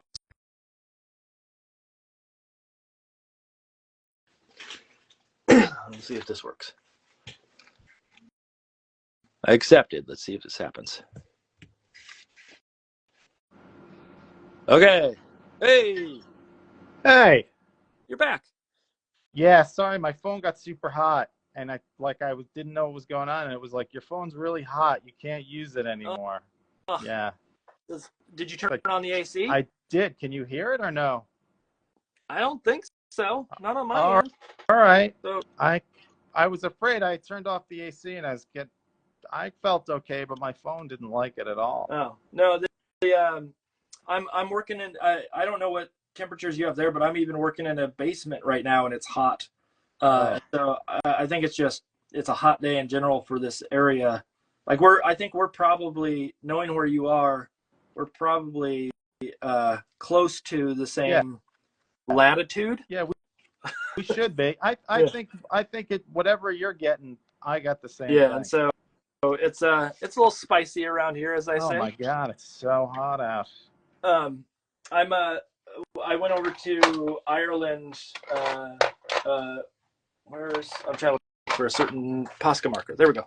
A few weeks back there for 4 weeks, and the temperature there was so amazing. As a Midwest Minnesota boy, having temperatures that were not in the 80s and 90s constantly was lovely. But then on top of that, like, there just wasn't that much sun all the time, and being a redhead. Oh, because it was overcast? For the most part, every day. I mean, there were a few days that were bright and sunny, but rare at best. But it was like 60 degrees, 65 degrees every day consistently. And for me, that was wonderful. But I know there were plenty of people. My wife was freezing the whole time. Right. Yeah. But I mean, when I grew up around here, and I'll tell you, it was not like this. Yeah. It really was not wall-to-wall humidity from Memorial Day until Labor Day and 90-degree temperatures. It just wasn't. I mean, I remember when I grew up in Minnesota, when it hit like 40 or 50 degrees out, people would break out shorts. All the high school kids would come in shorts. Like, it's still like just barely above freezing, but that was the thing. I'm not a hot weather baby. Let's put it that way. I forget what we were talking about students. I think your students teasing you. Oh yeah. We're just talking about sort of that sort of relationship. Do you have good working relationships in general with a lot of the publishers that you've dealt with now? Yeah, I do. I like to think that I do. They might disagree. I'm probably not. It's funny because I don't think I'm that easy to work with because I'm bad at deadlines, but feedback I've gotten, people are like, "Oh yeah, we really like working with you," and like they don't have to say that, you know, because I don't know, I in a way, like, I get it, like I'm like, all right, you have to do a thing, like I don't treat it as this is my art. It's like a job, you know. Yep. I'm like, this is you have a thing to do. You have to go talk to sales, and you got to sell this thing, and you got, besides doing my book, you got 20 other books to do. And most of the stuff's through Little Brown that I saw, or at least a good. Yeah, I just did a book with Abrams. Okay. And I'm the nonfiction are with Putnam. And most of mine are with Little Brown. Do you find that there's a dramatic difference between those publishers? Like, I've worked with, I'm going to guess, like 6 different publishers total, and each one has their nuance, but fundamentally I feel like they're all relatively in the same ballpark. Do you find there's a different experience with each of the ones that you've dealt with? Yes. I mean, I think the experience has more to do with the editor than the house. Although the house can impact it because they may have it was surprising to me at Little Brown that everybody weighed in on everything. Okay. And when I worked with Hyperion, it was just the editor and I, and she wasn't like, oh, somebody made a comment that I need you to address. You know, it was just like, okay, it was here. It was do this. I love my editor at Hyperion. She kind of was, it's like life. It's like some people are just a better fit for you. Yeah. You know what I mean? It's like any kind of working relationship at all, you know? Did you work with Megan Tingley at all? I did. At Little Brown? My first book she signed, but I didn't work with her because it was turned over to Nancy Conescu, who is, I think, in Australia now, lives in Australia with her family. And but yeah, she signed my first book. Megan Tingley was she taught the writing portion of the children's book class when I was in school. Oh, and yeah. She's the bigwig over there at Little Brown now, which is really funny. She's the boss. Yeah, she's the I forget what her official title is, and I don't think I've talked to her in since school essentially, but it's funny to see these like names pop up, and I'm like, oh, I know that person. Yeah. I didn't just meet them, like I knew them, and now all of a sudden they're in charge of that. Yeah, she's the boss of the whole wide world. Yeah. Well, I wouldn't go that far, but I'm just the whole wide Little Brown world. Yeah. Now, do you often go in and visit with the publishers? No, never. Locations? I don't like to do that. Okay, why? I'm an introvert. I have enough conversations that I've had in my past to relive and scrutinize and worry about every word I said, like I'll do about our interaction today. That I don't need to do that on a professional level where I'm like, why the hell were you talking about that, you idiot? What's wrong with you?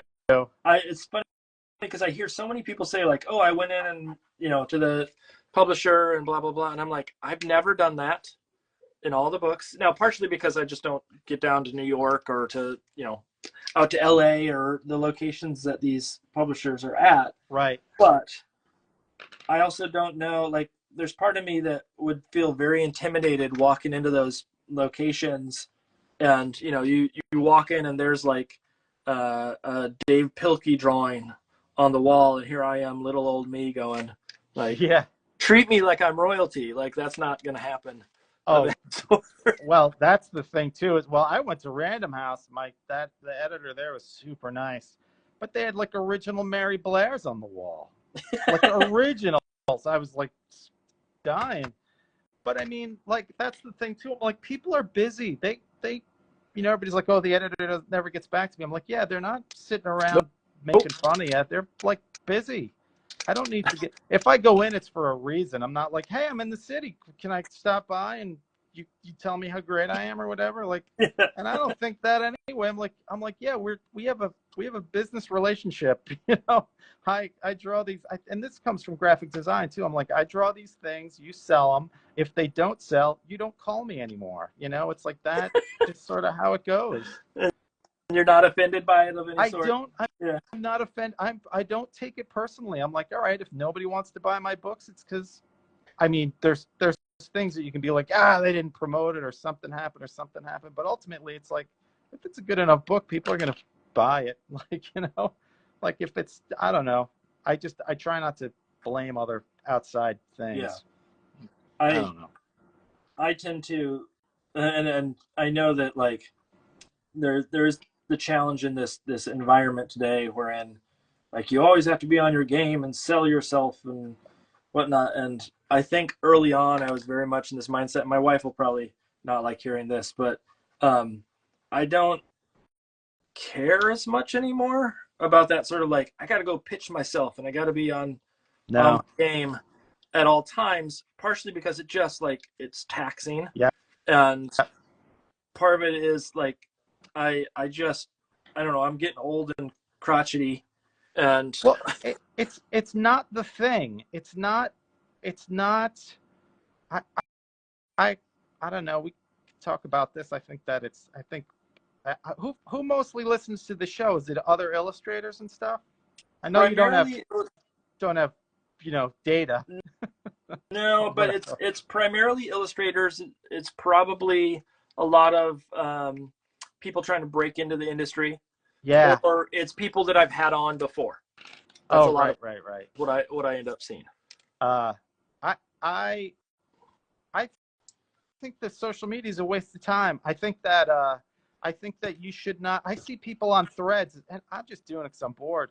But I see people on threads being like, "Oh, my engagement's down, and did anybody notice that something happened? And I'm only getting 900 some units of life units, and I used to get 2,000, whatever." Like, just do your work. Like, I think that I understand. I'm not criticizing people because I think everybody's situation is different. But I think for younger or people who are trying to break into this and do things, make really good work. Yeah. Just I hate to be that sort of dumb about it, or that base or that. It sounds dismissive and flip, but it's like, if you make good work, people will see it. Like, people will be like, they'll be like, wow, that's unique. Whatever it is that you do well, like whatever your thing is. Again, I'm like shitty at drawing, but I can write, like you were saying, like I can make a joke that maybe is a little surprising or something, or people are like, oh, that was funny. So it's like, do that. People aren't like, I used to get school visits from Twitter years ago. Yeah. But that doesn't really happen that much anymore. No. Well, I'm not on Twitter at all, but you know what I mean? Like, it's not, if I look at the amount of time I've put into social media versus what you get out of it was, yeah. It's not just, I spent a couple of years working on layout and color and stuff, and I'm like, that's so much more valuable. I definitely I have to keep it up for appearances, but I don't think that it's a make or break thing at this point for careers.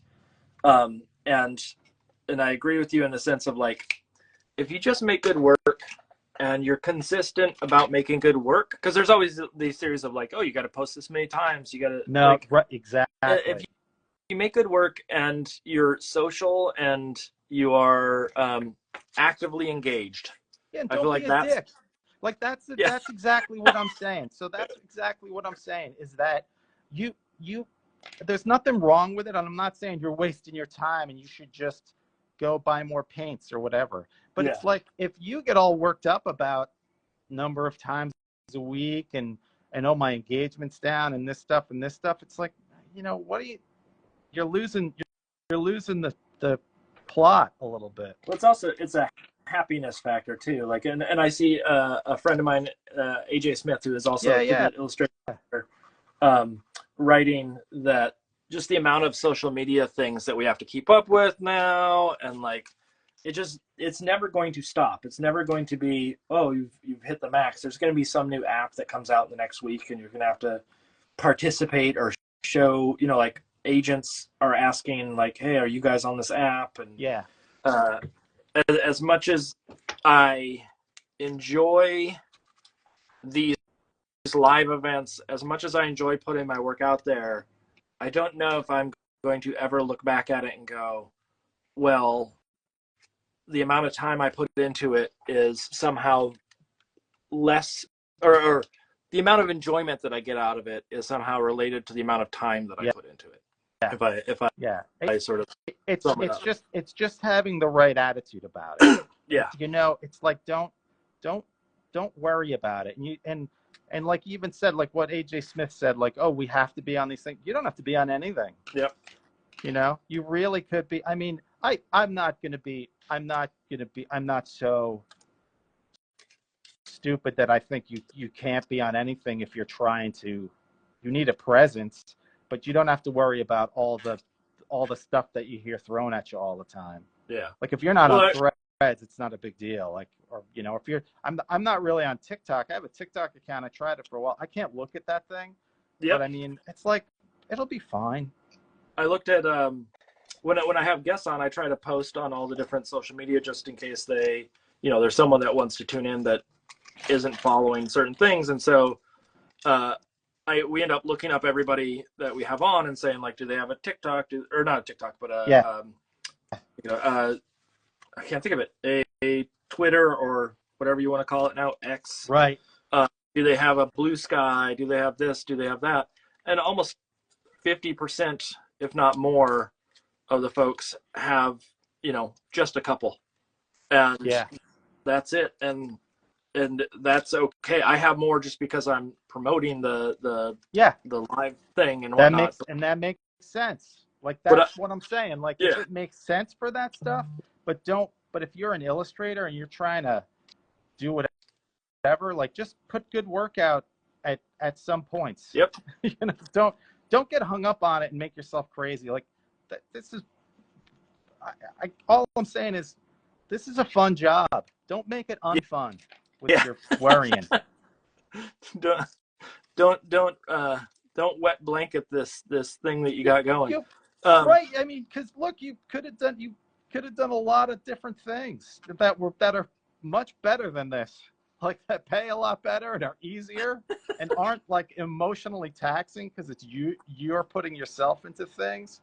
Why? Anytime you can, like, say, I'm not going to worry about that, you should do that. You could have a job where you look at dead bodies in trunks. You could look at right, exactly. And I'll tell you, my father was never worried about it. It's just what he was doing. He's like, that guy did a thing. I was like, put him in jail. I just said that and realized that there's probably someone who did not tune into the first part, and it was a callback to my father. Yeah. I was like, what? For bring your son to work day. Do they still do that? Do they still do the? Oh, I don't know. I made that up. No, I know. That was never a thing. I feel like that was always on TV, but I don't think I ever saw that in real life ever. Of like, so and so's parent is coming in to talk about their job. Oh yeah. But that'd be stellar. And you're like, well, you see this 3rd degree burn on this person here. This right. It indicates that the fire started and the wiring in the. Oh, I've run the projector for my father doing those presentations too, and I'm like, man, that is a bone sticking out of that leg, out of what's left of that leg. Yeah, fire's bad. Now, wait, I'm going to go back to this conversation about your father for a second. All right. Was your father someone who, like, wouldn't have fires in the house, like a fireplace or a grill? Or was we had a grill. It was, the gas was connected right to the house, so there was no propane tank. Oh, okay. He wasn't that. I'll tell you the one thing that he said, and I'm sure it's changed now. He's like, no electric blankets. We're never having an electric blanket, because I mean, this was the 70s and 80s. Yeah. He was like, he's like, all the fires I go to are electric blankets.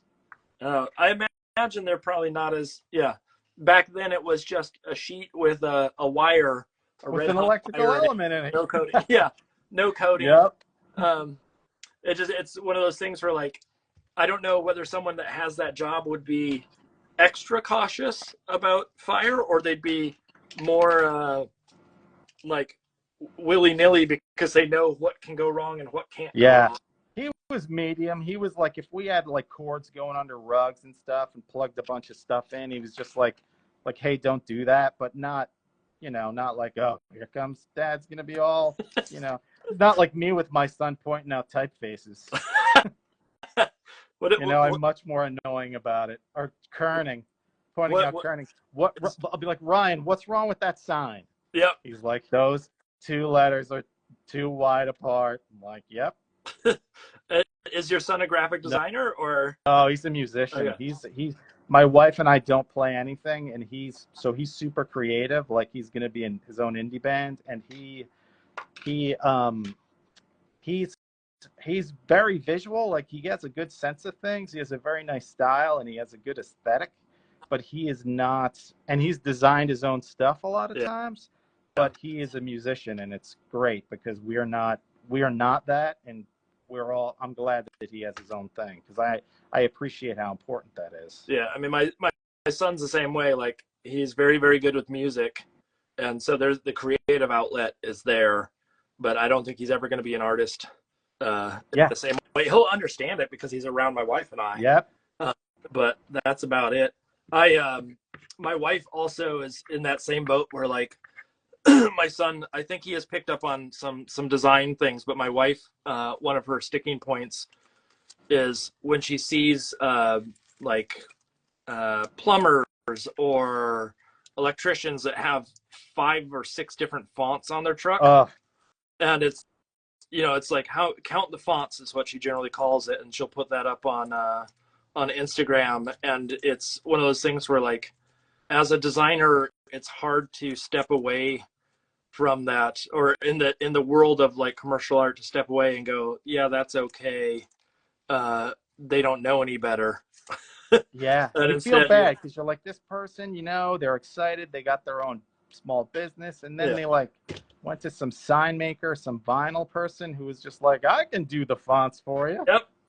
I can design this. We have a restaurant down the street here that's called Supa's, and it's SUPA pizza, and of course they have the Superman logo as their logo, and every time I drive by it, I'm like, well, there's copyright infringement there. They just straight up stole the Superman logo. And my son knows that, of course, and he always, when we talk about it, he always like, yeah, how'd they get away with that? And of course he knows nothing about like how copyright law works or trademarks or anything of the sort. But it's those things that, like, as a designer, and I don't know if you have the same thing, but as my wife and I, because we worked in animation, whenever we'd see movies that were animated, we would walk out of it and immediately discuss, oh, they should have chose this shot, or whatever it may be. And the same thing with like picture books. As much as I love everybody's picture books, I have to critique. That's just part of the, like, that's what I was raised on. And I might go find a Sophie Blackall book, which is amazingly beautiful, and yet still go like, oh, I want to have done that. Yeah. For any book, you can question the choices because you wouldn't have done it that way, but I sort of try to. The process is so long and arduous that I'm like, I cut people a lot of slack. Yeah, no, I know it's like totally wrong that I do it, but it's also the environment that I teach in, and You're all the time, and so it's like hard to turn that off in some way in regular life, especially when you see people who have no idea what actually, how to design or how to make, and so like seeing ligatures that are poorly designed or whatever it may be. And I imagine it's probably even more frustrating as a designer, just because there's a lot of people or design shows up probably more in everyday things, just like signage around, than it's a lot of typographic things that are just a train wreck. But I mean, I just remind myself, I'm like, it's not that important. Just do your stuff well. Are you watching the Olympics at all? No, I'm not. I'm not a. It seems interesting. I'm not a sports fan though at all. Like I don't really like sports. I don't understand them. But when I see them, I get it. Like my son was a skateboarder. I wish I watched some of the skateboarders. I like those guys. One of the things that's really interesting this year, and I forget what they call them, but the little icons for all the different sports are very, very different this year. They're like less a image of a person doing the sport and more these like I don't even know what to call them. I read somewhere that they look like family crests. Right. They were really, really interesting in the way that they did them, and most of the time I look at those and I go like, yeah, they're not that exciting, or they're relatively similar. But this year was different. Some of them I didn't understand. Admittedly, but they were in French. Yeah. It was all just like baguettes and people with berets, and every single one of them. See that? Someone swimming. Yeah. I saw they had the mark for the games itself, and it was like a woman's face in the flame and like a very Parisian haircut. Oh yeah. I loved it, and people online were like, "This is what that piece of crap." I was like, "Oh my gosh, I think that's gorgeous, and it's really sophisticated and simple and modern." And they're like, "It should be sports people doing sports." I'm like, all right. everything that I That's saw good about too. it was that it looked like a haircut on a lady. Yeah, and that's what it's supposed to look like. Yeah, like it's France. It's supposed to have this like fashion element to it. It's supposed to have there's You so many can't do different that ways. for another country. It Yeah. makes sense for France. I loved it. I was like, wow, that's the first thing I thought when I saw that, I was like, how the hell did they get that approved?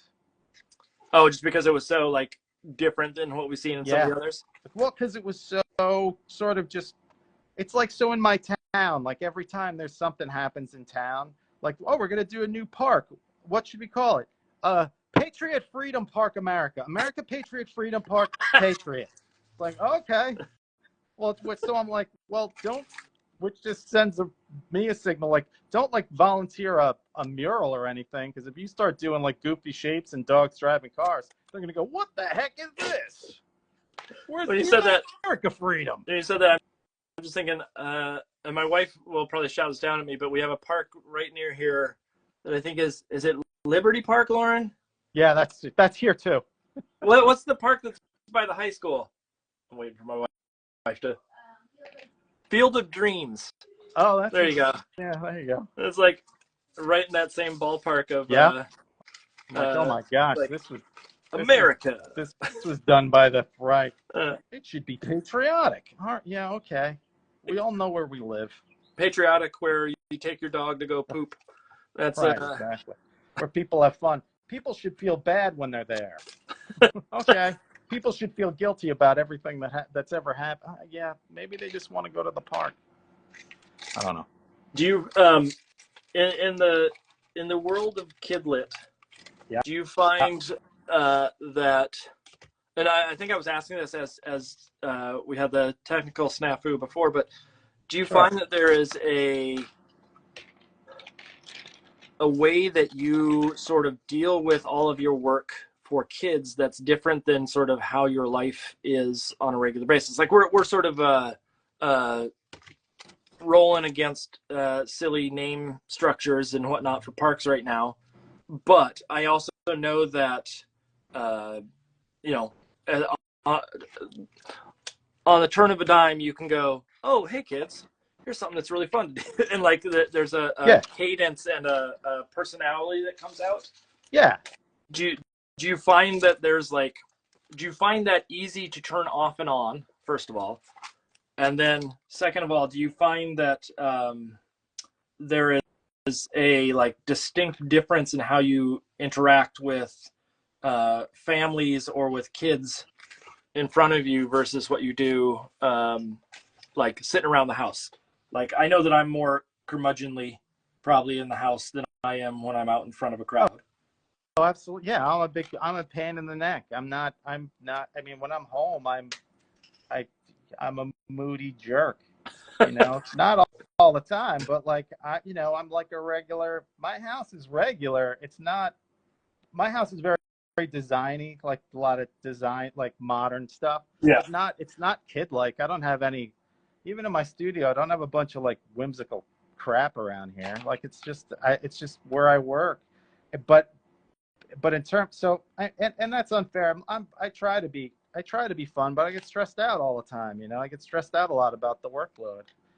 And but when I talk to groups and stuff, if I'm just talking to kids like at a school, that's like fun. That's all bets are off. I like to do that.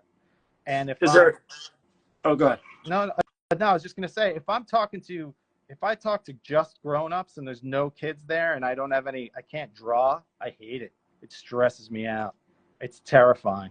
What do you mean by you can't draw? Meaning like you don't have something. Right. If I'm at a podium and I have to say words that I remembered, that I thought of beforehand, and then I remembered, and then I have to repeat them to these grown-ups who are all looking at their phones and don't want to be there and have to sit through another speaker, and they're like, when can I get out of here? Because I got to go.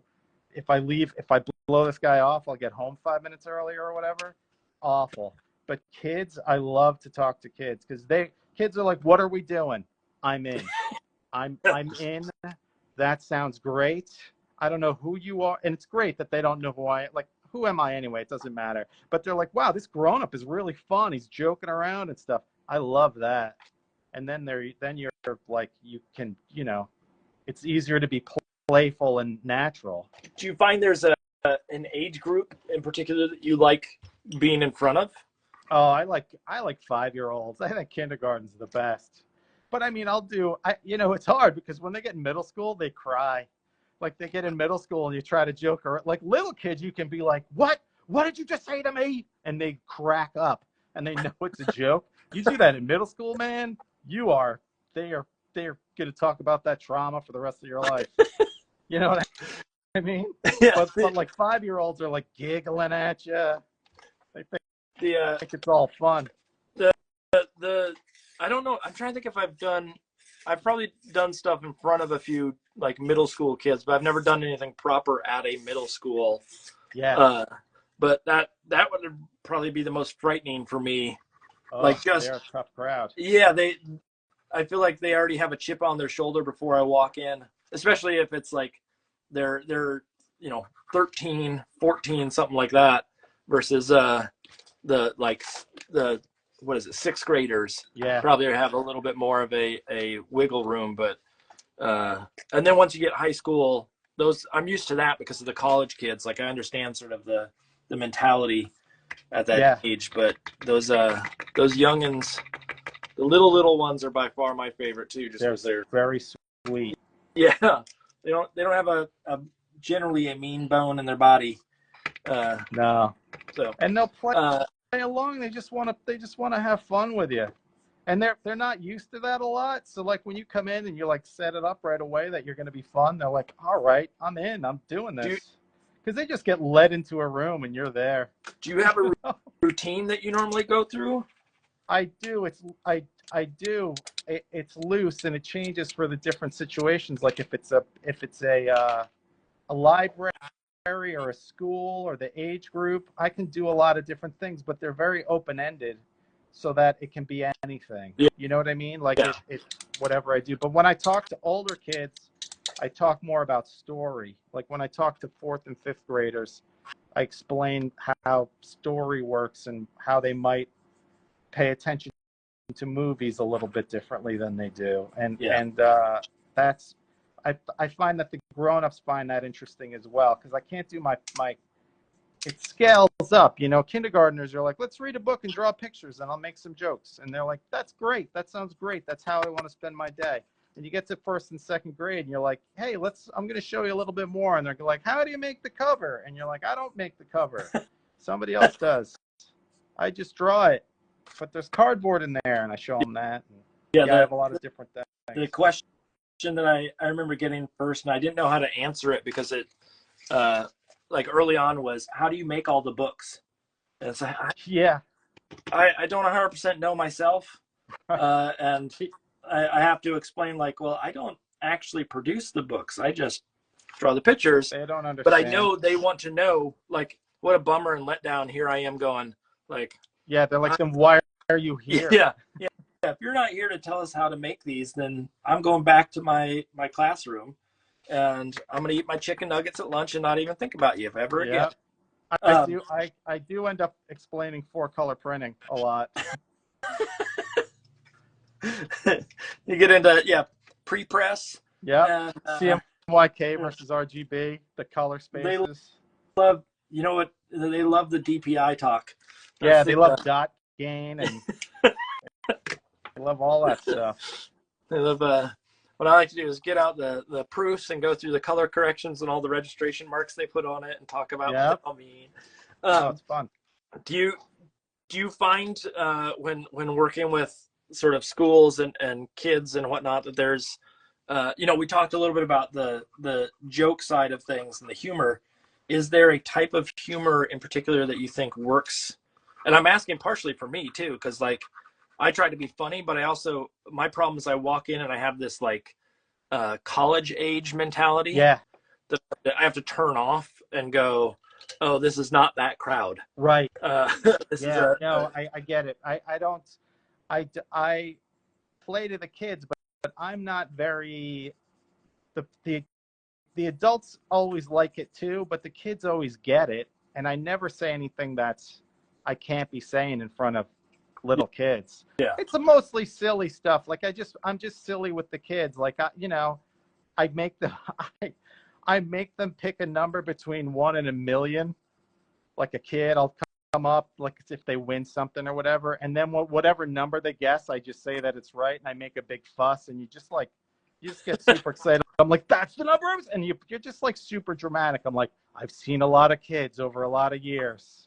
No one's ever done this right. Yeah. And you just make it. You're just like absurd. Like they love absurdity, and the teachers are like, that was great, because the teachers are like, think you're going to come in and go, this is my book about the ghost of the creek in my hometown, and it's a very old book, and there's a lot of folklore about it, and who knows what folklore is? And you're like, Jesus Christ. You know what I mean? So it's like when you go in there and you're having fun and you're joking around and you're considering the audience and not just like, wait till they hear about me. Then you're in good shape. I have the problem of just like the terms that I use tend to be like I'm trying to say something that the kids will understand. Right. I end up using the wrong term. So I'll be like the publisher. I'm like, I have to stop myself and say, oh, the people who make the book. Yeah. Like, No, really that part I get. Yeah. Boil it down for them into simple terms. And then every once in a while, you'll have that kid that just knows it all and asks a question that's out of left field that you're like, how do you even understand how all this works better than I do? Right. And it's generally like their parent works in the industry or whatever it may be, but like they're the one asking that. I did a talk in New York City, and the kid was like, my dad writes for Law and Order. I was like, yeah, well, what am I here for then? I had to take a Can your dad give me a job? to get here. Yeah. Did your dad write the bum part? Yeah, which part? Which part did he write? I was like, yeah, your dad, I bet he writes the shitty episodes, I said. I whispered it to him, and he started crying. I said, I don't know what happened. He was fine a minute ago. Oh, yeah, kid? Well, I've seen horrible dead bodies in person. Yeah, exactly. I don't bring that memory up a lot, to be honest with you. It's weird that I'm like, yeah, I don't tell that story a ton. It's not like one of my openers. No, to the kids. We started with the banger with that. Every once in a while, a lot of times I start with talking to people, and it's like career and whatnot, and then every once in a while you'll hit one like this where it's here's what I saw when I was dead bodies, drug deal gone sour. Is there a career that you would have done besides art? I don't know. I think that the problem was, unlike today where you can be other things. Yeah. I think that I didn't know that other things were possible. You know what I mean? Like everything seems so. It was hard enough to go to art school. Like it was like I think that I'd be like I mean I wish I think I have this thing that I wish I was a stand-up comedian, but at the same time I'm like, you would have said something that was fine 20 years ago and it's not fine today, and probably for good reason, but everybody was like, it wasn't on the cultural radar, and then you'd be terrible, or you would have like spent all this time in clubs and drank more than you do, like it's bad. So I think I would have probably liked to just be a writer of some kind. Was there other dreams when you were little? Like, the little kid who's like, I want to be a baseball player. No. Was there something else that was on the horizon in your eyes at that point? Not really. I think I wanted to be a pharmacist because my grandfather was a pharmacist, and I wanted to own a store that had, Mickey Mouse watches. I thought that was cool to like own the store, but I didn't want anything to do with the pharmaceuticals. Wait, did he have Mickey Mouse watches? Is that? Yeah, well, okay. So I can't remember I can't remember how it was. He had a pharmacy, but I don't think we went to that one. But when we went into pharmacies, there was always like a display of like Mickey Mouse watches for kids. Okay. And they were like pretty cool at the time. No, I never wanted to be. What about you? Did you want to do anything else? It was art or food. Like be a chef of some sort. Oh, really? Yeah, it's same mindset though. Like the creative, like mixing and playing was sort of the sentiment on it all. And so it's not that far fetched, but that was no, not at all. That was the go-to, I think. And I still like to cook. So do you cook now? So you cook now? I do. I mean, I basically do all the cooking in the house and have fun with it. And I'm the type who like, and this is similar, like we talked about art supplies and just trying things. I don't like recipes of any sort. I think recipe is going to sound awful for anybody that is really a good chef, but it feels like cheating to me. Yeah. Like, I think part of it is just like, you just taste it. And does it taste good or not? Yeah. And it's as simple as that. But yeah, cooking has always been, and what's funny is being vegan straight edge through college. Like I don't eat fish. I don't eat beef. I don't eat pork. I don't eat a lot of the things that you probably need to eat if you wanted to actually be a chef. Because you got to cook a variety of things for people. But no, that was the other hope at some point. So you're not a baker then? No, I am not a baker. No, I don't like the science. Measuring is not my thing. Yeah. No, I get it. I will do it if I have to, but no, give me away. Like, I don't want to see a cup or a tablespoon or anything of the sort. But it's no fun, right? There's no pleasure in it because it's all math. Yeah, the experiment is gone, basically. Yeah. And so, I get that though, because you're like, if you're cooking and you know the ingredients enough, you're like, I know what oil will do to this, and I know what more salt will do to this. Yeah. You know, you can just get a sense of it. Yeah. Just the idea of like, one of the things I sort of, you learn over time, not necessarily what just goes together, but like one of the things that I've learned with cooking and making stuff is the sweet salty balance. Yeah. You know, the savory sweet balance. And so like putting something sweet into a savory dish will make it better. And putting something that's salty into something that's sweet will make it better, essentially. And I've picked up on some of those little nuances over time, just because I was forced to cook, especially being straight edge, or not straight edge, vegan. Yeah, you got to make your own food. Yeah, I knew how to cook because of that. So, now I'm not saying I'm an expert in any of it. Don't quote me on it, but it's that is my other go-to. And you're still vegan today? No, I'm not vegan or vegetarian anymore. I'll eat chicken. It just, life changes and whatnot. I mean, I probably should be just for health needs, but we'll find out when I go to the doctor next week what he says. Oh yeah? You expecting any surprises? No, just same old thing he's probably been saying for years, and I haven't been listening to. When I turned, I think, 30 ages ago, I remember the doctor stopping me and saying, okay, you're at the point in your life where you're going to make a decision now about what direction you go. Either you stay on top of stuff or you go downhill, and you got to make that decision today. And I was like, of course she wanted a specific answer. But I was floored by that. Like, oh, this is the point in my life where it either goes uphill now or it goes downhill for some time. And I won't say which one I chose, but let's say it wasn't as strenuous. There's moments like that in life. I don't know. One of the things that I've said as I get older is the amount that my conversations switch from being about like what's cool in my life to what aches and pains I have and what my child is doing. And, that's a big one too. Yeah, it's just like meeting up with people and we're like, oh, I just got this test last week that told me that my, phosphates are high. And, right. Yeah. Oh, right. Gladys had that surgery last week. Whatever. That's the conversations now. Yep. Yeah. I've been on deadlines all summer and my shoulder hurts from drawing. And I'm like, what the hell is my body doing to me now? Like how, it's only drawing.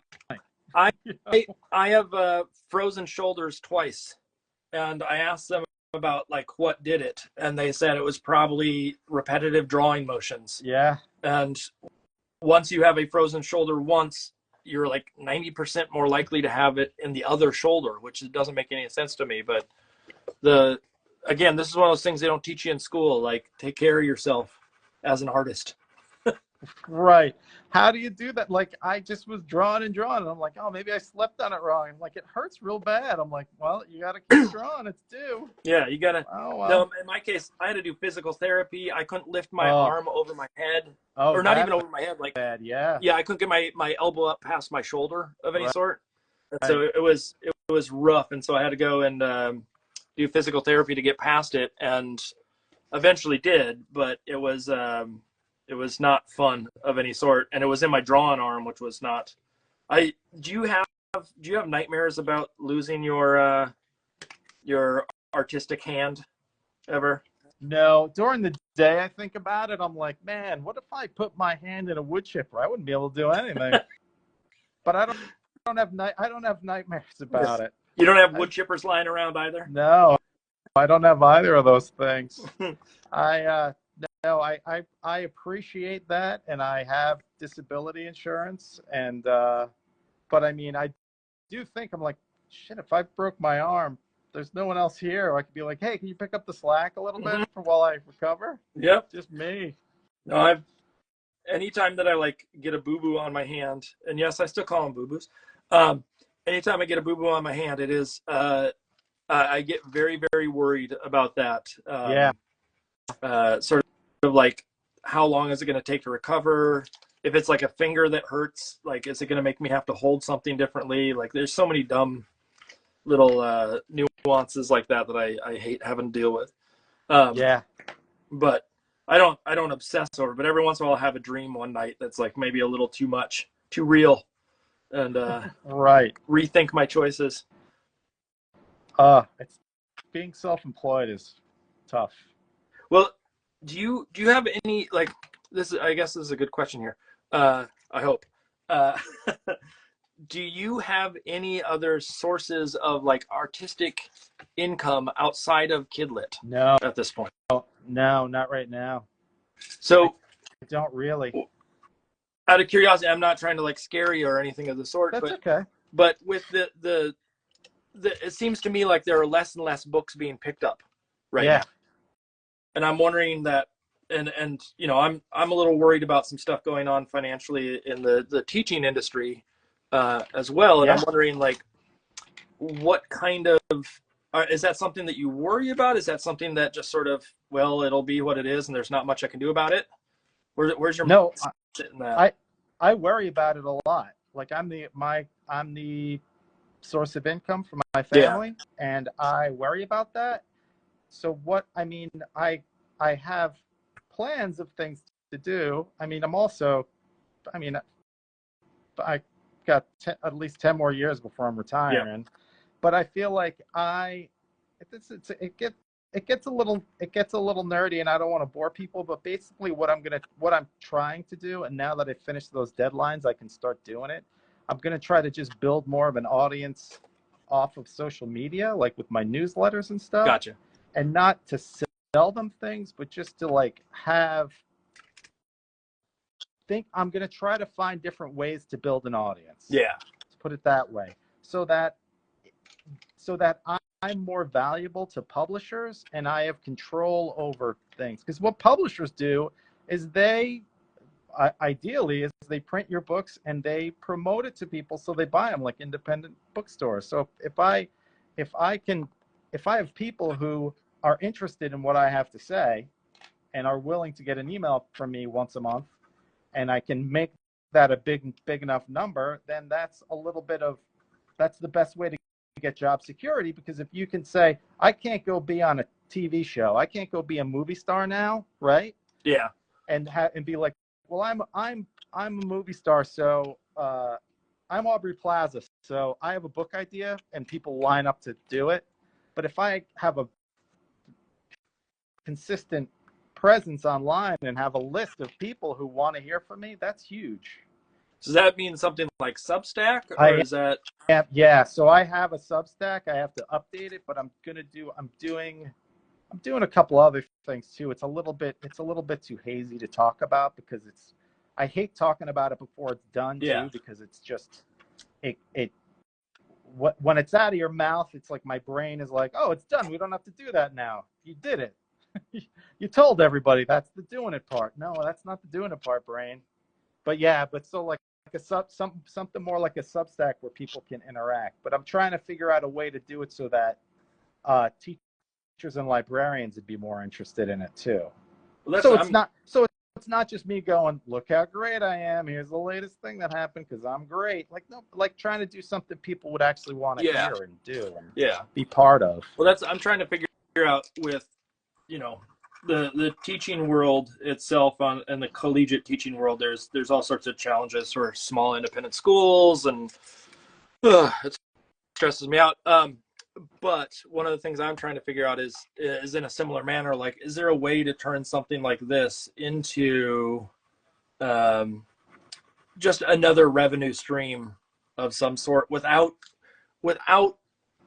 making people have to pay a ton, or like, I don't know if this would be successful of any sort if people had to pay for it. Right. And so, like, I want to do it. It's fun, but how do I find sponsors? How do I get grants for things? Like, it's a ton of work, and I can just envision how much work it is in front of me if I tried to do any of that. Yeah. But I also think that, like, at some point, not to say that Kidlit is like drying up like crazy of any sort, but I think it'll come back and be more. I think it's how you see things, and I think it's irresponsible to be like, no, everything's going to be fine. You have to be like, you know what? I need plan B working. Yep. Like, I need to be working on plan B. I'll tell you though, I'll share this with you. I think that, so the stamp things that I'm selling, I sell these on my website, right? Yep. These, Bob Shea's Bob Shapes. Bob Shapes. And I have all these shapes made, and we put them together in the basement and selling them and stuff. But I'll tell you the story about that real quickly. I was putting it all together last winter, and it was like, it took up all my time. I thought it would just be a side hustle, and it was like, oh, you have to have them tested, and you have to have the Department of Plastic Toys like it and whatever, and you have to and you have to get business insurance, and you have to do all these things, and I had a laser, and I was doing them in my basement, which was a mistake, and like, it put me, it's why I'm late on my deadlines, because it put me behind the 8 ball. So it's like, you choose to do these things because out of necessity, to be like, I got to be prepared for this thing. But it comes at, as a self-employed person, it comes at an expense of your time. Yeah. So you produce those yourself? Yeah. Well, I at first I had a laser in my basement, and I was cutting the shapes out and stuff. And then the laser, it was like I was doing too much maintenance on the laser and troubleshooting it. And I'm like, you got to go write some sarcastic comments that kids like, that's really your job. This is not your job. So I had them produced somewhere. I had somebody make those shapes for me, so I didn't have to do it, which was the smart. And I don't know anything about business. That was the way I should have done it from the start. So I'm learning all these things, right? But I'm like, I don't have time to learn all these things. I gotta keep making money. Do you know what I mean? Yeah. So it's like I am trying different things and I tried not to do this for a long time because I know how much it takes away from the books. But publishing did change, and publishing, I don't know if you've had this experience, it take way longer to pay, and they break up the payments into teeny bits. Yep. And it's like, well, I can't, that's not going to work for me. That is something that I think I didn't even notice until, someone mentioned it, and then like my next contract had that in it, where it was, we're going to pay you on publication and all these extra little changes to, and my agent's on top of it. But I also think that I have been telling students for ages, just to diversify your income streams. Yes. As much as possible.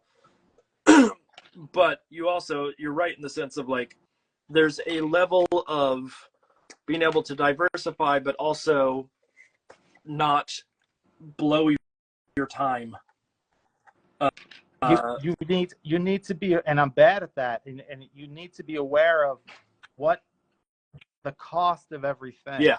The cost of everything you do, because you think it's like, and I talked to my wife about it a lot, and I was like, I'm going to try to do this thing, and I said, I'm going into it knowing that things are going to happen that I can't predict, and that it won't be smooth. And she was like, that's a good attitude. And sure enough, every day it was a new why something wasn't, I couldn't do something.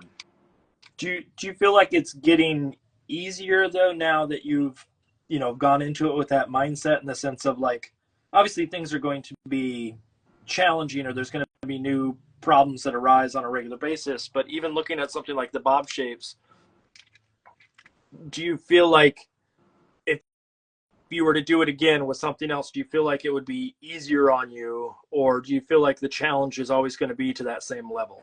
I don't know if that makes sense. No, I think it would be easier. Okay. I think it would be easier. I think that I think it's just the balance of being your own person. And like, so what happened was Bob Shea put me behind on books. And then I was doing books and I couldn't give any attention to Bob Shea, so I couldn't post anything about them. So now I just finished those books. So now I can go back to making videos about Bob shapes. You know what I mean? Like, and doing that stuff. But then it's like, I need a better way to manage my time, so all the things get addressed. And that's the hugest challenge. With one of the, do you find, I'm trying to figure out how to like phrase this. Do you find that there is a reward in something like the Bob shapes, or is it sort of just the love of the game at this point? What financial reward or personal reward? Well, I guess that's the question. Is it a financial reward or is it a personal reward at this point? Like, I think, well, I think that it's, so here's the thing. Here's the goal. Find something that you can try to make money with that is a comfortable extension of your sensibility. Yeah. Right? Yeah. So making videos for Bob shapes and stuff and joking around with people and being silly online, yeah, I like to do that. That's not that bad. It's not making money yet. I mean, because I'm not promoting it. Like, I have to do a lot of the promotion things that I hope to be starting soon.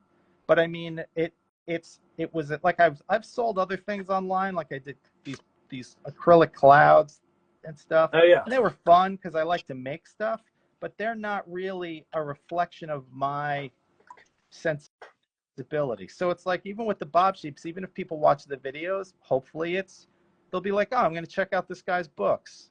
Yeah. You know what I mean? I'm like trying to think of a thing that, even if it's not financial, it helps me somehow. Well, that's the same. I'm doing the same thing on the, not necessarily with objects, but the teaching side. I'm trying to figure out that, is there a way to navigate a different type of teaching for said audience that doesn't want to go to college, doesn't want to go in the general sense, and like, but isn't just, hey, I'm putting some stuff up on YouTube. And yeah. So more formalized. Right. So I think, so I mean, would that be a Substack then? And then you like establish yourself as an expert, and then people come to you and go, hey, I'll take your class, like that kind of thing? I mean, that's what, right now, technically, we're trying to work, a friend of mine and I are trying to work on a travel program wherein people can go and do a retreat for a week. But again, it's a question of just financially, like, how much do you put in? How much do you get out of it? And then I did mentoring over this last few summers. I didn't this summer, but the last few. And I weighed out how much I would make if I did it full time. Right. And it was way more than I make in my collegiate teaching world. But the problem is, I got to constantly find people that want to be mentored by me, which doesn't always, there's going to be, even if there's a bunch now, 2 months down the line, is there going to be the same amount? Probably not. And so, no, it's going to be cyclical, and it's going to rise and fall, and people are going to recommend you and stuff. But also, it's maintaining it's the maintenance of that industry, of that thing. Like, I do a lot of school visits for pay, and my wife does all the administration for it. you know. And then, but then even like what you're suggesting, like there's, so when I hear you say that, I hear you're going to travel and not be home. Yep. Yep. And I hear that, and I'm like, red flag to me right away, because I'm like old and tired of. No, I'm not saying it's bad. Don't take it the wrong way. I'm saying I know that when I get back from school visits, I'm exhausted and I can't work. Like I couldn't get back from a flight the night before, wake up the next day and go, okay, let's do the whimsy.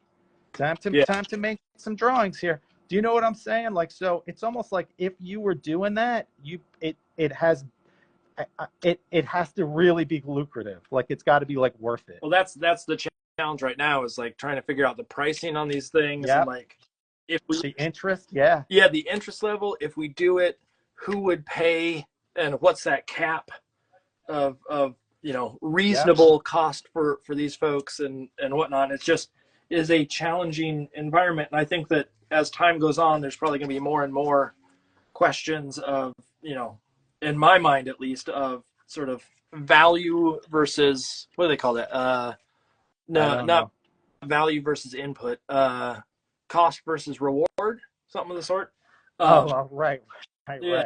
And right now I don't have the answer, but at some point I got to have that answer, because I need to make sure that I understand exactly sort of what I put into it is going to pay off in some manageable way. Yeah. This has gotten real, like, I don't know if it's dark or if it's just like real.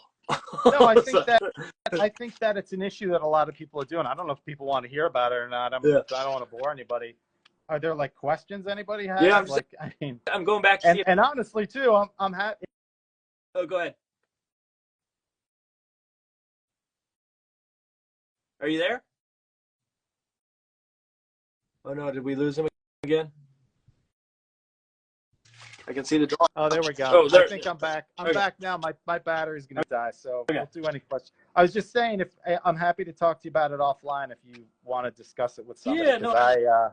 I've done a lot of different schemes. Well, it's definitely like, it's something that over time I think I gotta like wrap my head around how all this works, and I think it's an evolving change that I have to adapt to, and I haven't had to adapt dramatically in the last, like, the work has adapted, my mindset has adapted, but it's adapting faster now than things are changing faster than what I'm used to. Let's put it that way. Yeah. Well, I don't, if you are if your battery's gonna die, I don't want to. Yeah, I'm out. Hey, this was nice. Thanks. Thanks for bearing with me for the technical. No. I think I was having technical issues too. I know this has been a huge reward for me, to have you on and to be able to chat in a real and silly manner. And I will never look at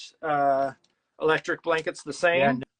Yeah, don't do that. And if anybody has asked questions in the chat and we didn't do them, you can email me or whatever, or send me a DM and I'll answer them if I can. That's very nice of you. I didn't want to. Yeah, I've had people where like, I don't want to offer that. It's fine. I don't care. No, I'm saying like, I don't want to offer that for myself because I'm worried that it puts pressure on someone else. But same for me. If people have questions, just DM me. I don't want to be a gatekeeper of any sort. But this has been lovely, and I really do appreciate you taking the time. And I will be in touch. Thanks. Yeah, we'll talk to you soon. Okay. Thanks. All right. Thanks to Mrs. Shopping. Yeah. All right. Have a good night. Yeah, good night.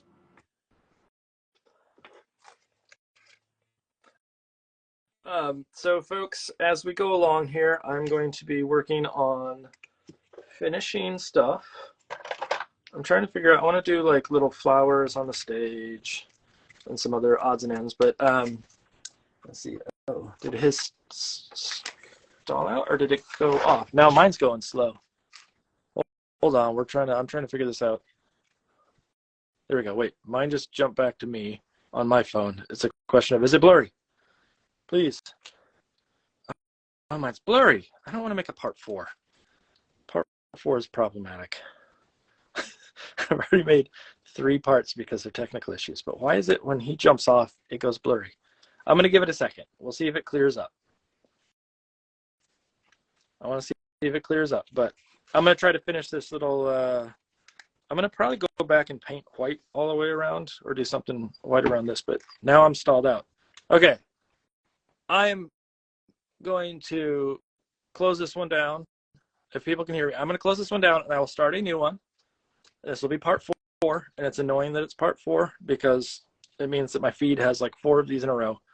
But I'll give it a second here just to make sure it's not going to like clear up. I just want it to clear up. Let me see if I do something else. If I like change something. Whoa. If it like resets it. How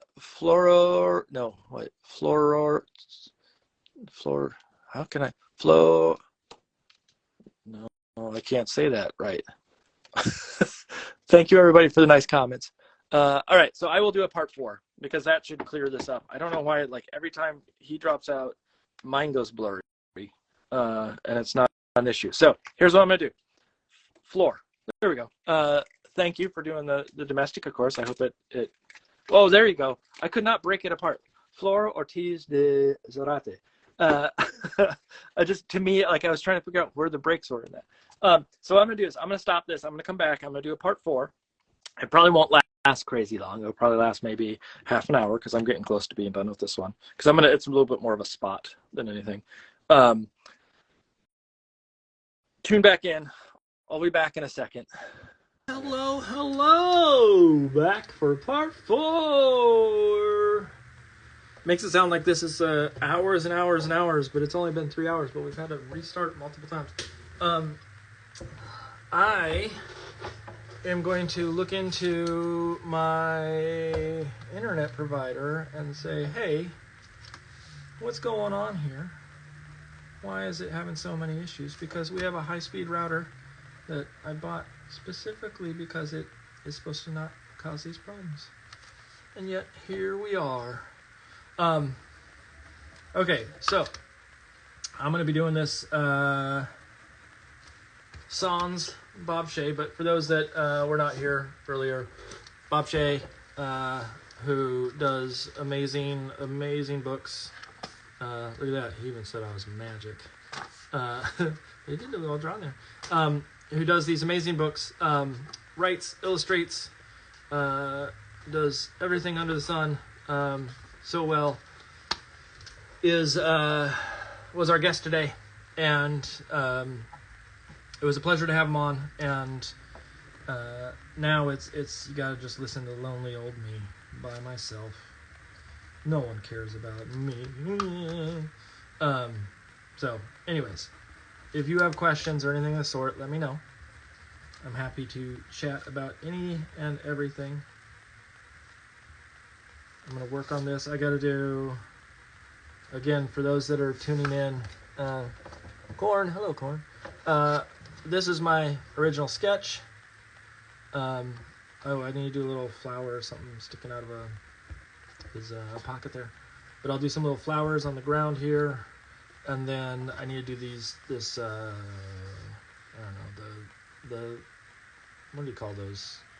Handkerchiefs. I couldn't think of the term. Coming out. And then I will probably rap on this one. Well, I'm not going to rap. Don't get me wrong. I don't rap. I have no rhythm. But I will finish up with some lovely little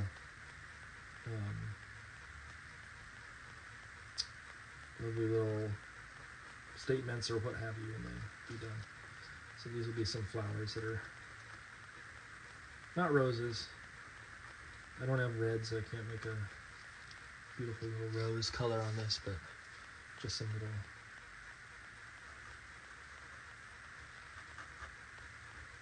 white petaled flowers.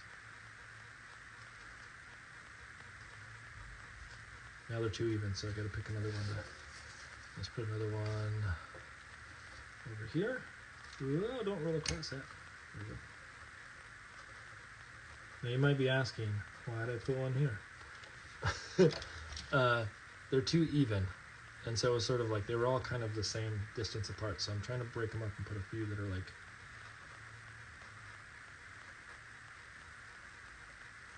relatively close to each other, so it just feels a little bit more broken in its placement.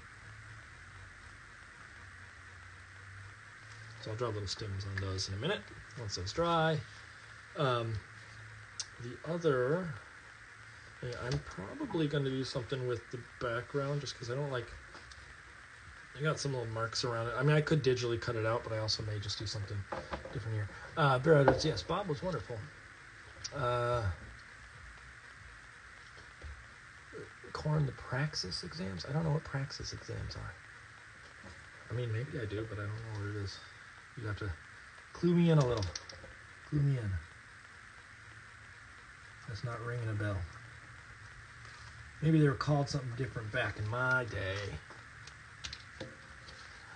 Back in my day. Oh, what is up with this marker springing out?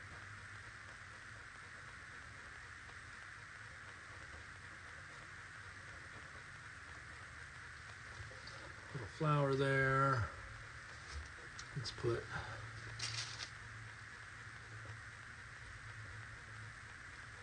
a stripe across his hat.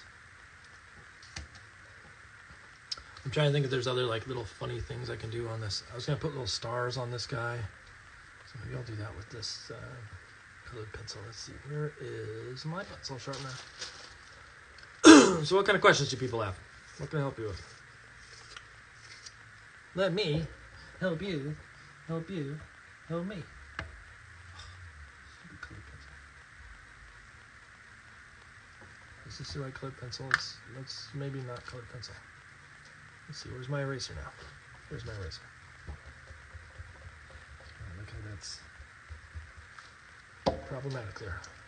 Maybe what I'll do is I will do some paint, some little painted stars instead, because I might be able to control that a little bit easier and get a sharper edge.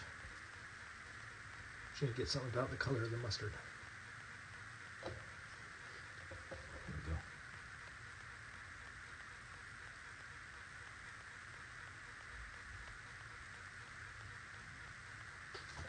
Stars on there.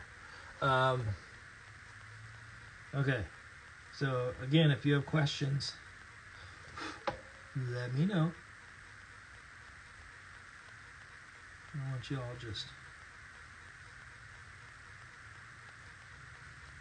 Did anybody that's watching go to Icon this year? I wanted to go, but I didn't have a chance. I was overseas and I wanted to go. And I'm wondering what it was like. So I've never been.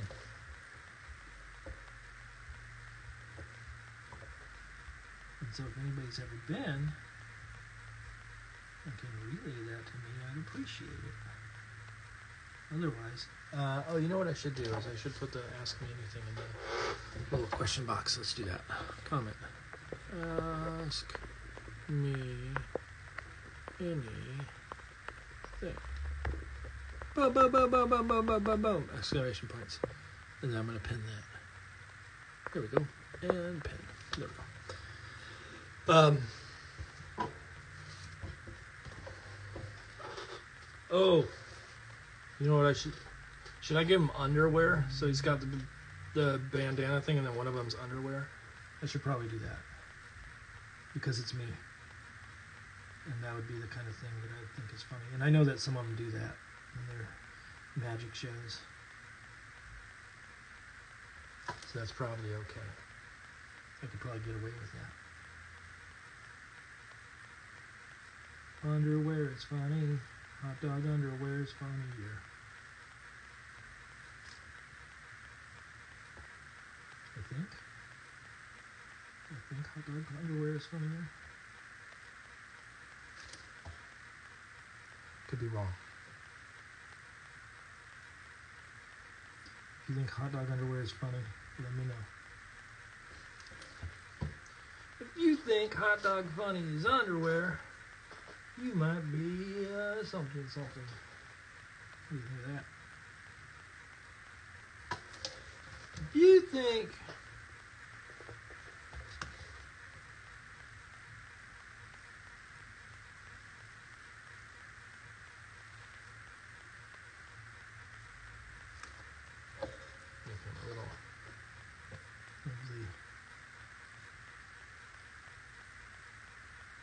side of that box there.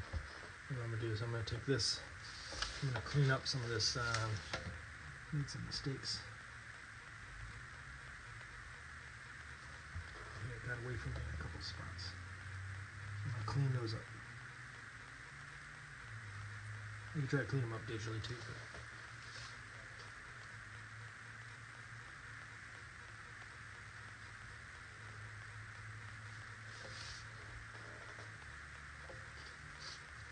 no one's got any questions?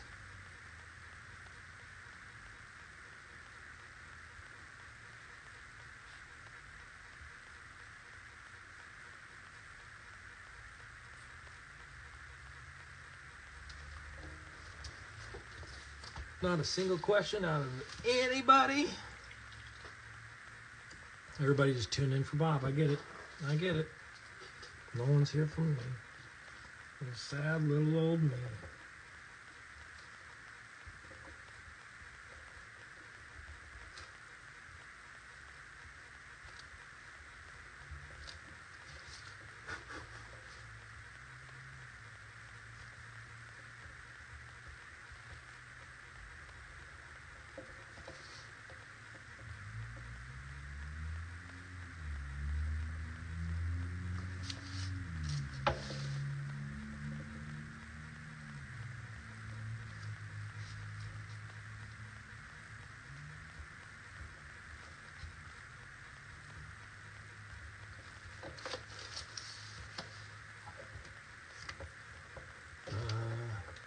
Is this a self-portrait? How dare you? I love the question. Hold on a second. I saw there was something else there too. But, this is not a self-portrait. What a jerk question. Working? Graduates is working. Is anybody watching Olympics out there? Is anybody rooting for anybody special?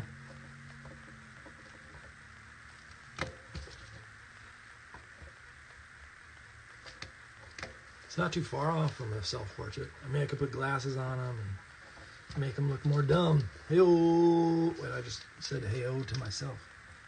That's not smart. Maybe it is a self-portrait. I burned myself.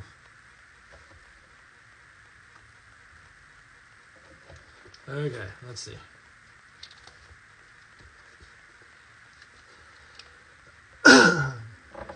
Illustrated says, not sure if you saw this before, but I was talking with my friend and we noticed that there seems to be a lack of just fun books of late. Have you noticed this as well? Yeah, I mean,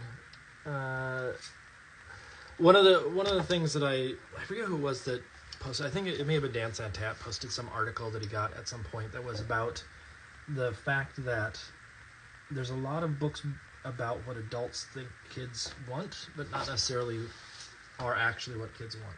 And so one of the things that I was talking to a librarian at one point during a school visit was that they get all these award-winning books, which are lovely books, and don't get me wrong, there's nothing wrong with them, but that they don't get checked out because kids are looking for just silly, and they're looking for fun. And so sometimes having books that are beautiful is super important, but we also have to make sure that there's the books that they regularly want to interact with. And so those fun books, or the books that are meant to be just silly and goofy and whatnot, there's a reason why they sell. I mean, even my agent has said to me many a times that funny books sell, and I can try to come with something that's more serious and whatnot, and if it's well written, that's great, but I do think that if you can write something that is goofy and entertaining, especially if it's entertaining for a larger audience and not just for youngins, i.e. for a very, only for the picture books age, and instead you can do something that's for the adults too, or has jokes that are in there for them, all the better. The challenge is that's very, very hard to do. I mean, I can write a silly potty joke without any issue, but trying to write a joke that's going to register with a older audience at the same time, it's not always the easiest thing in the world to do. And so, yes, I agree that there are less silly, fun books out there.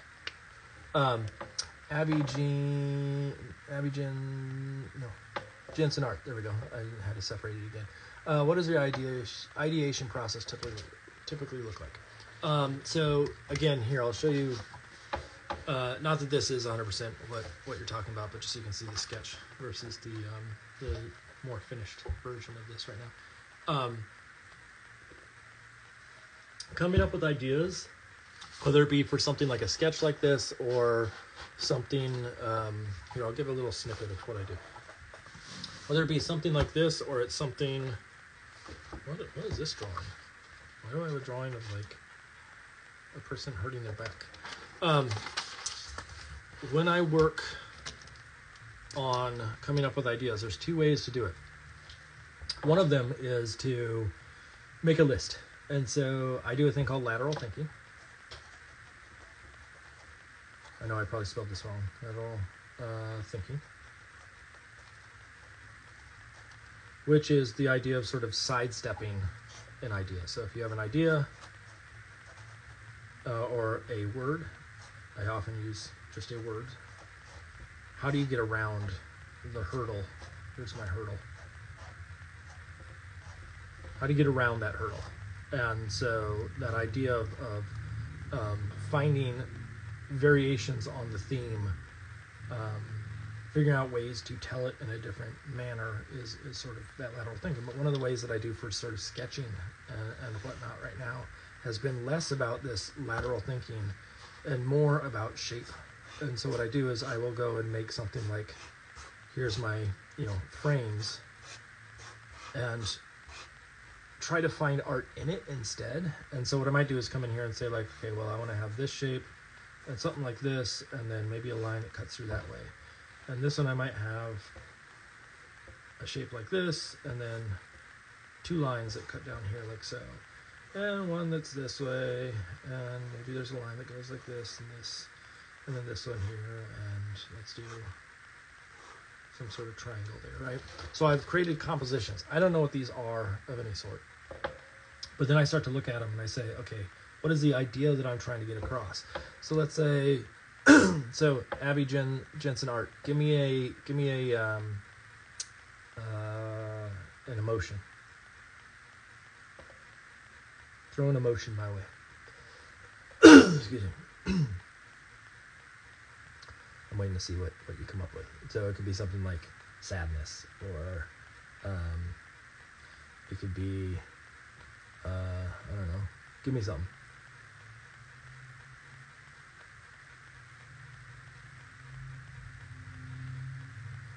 Waiting, or anybody. Illustrator if you're watching. Bradwards if you're watching.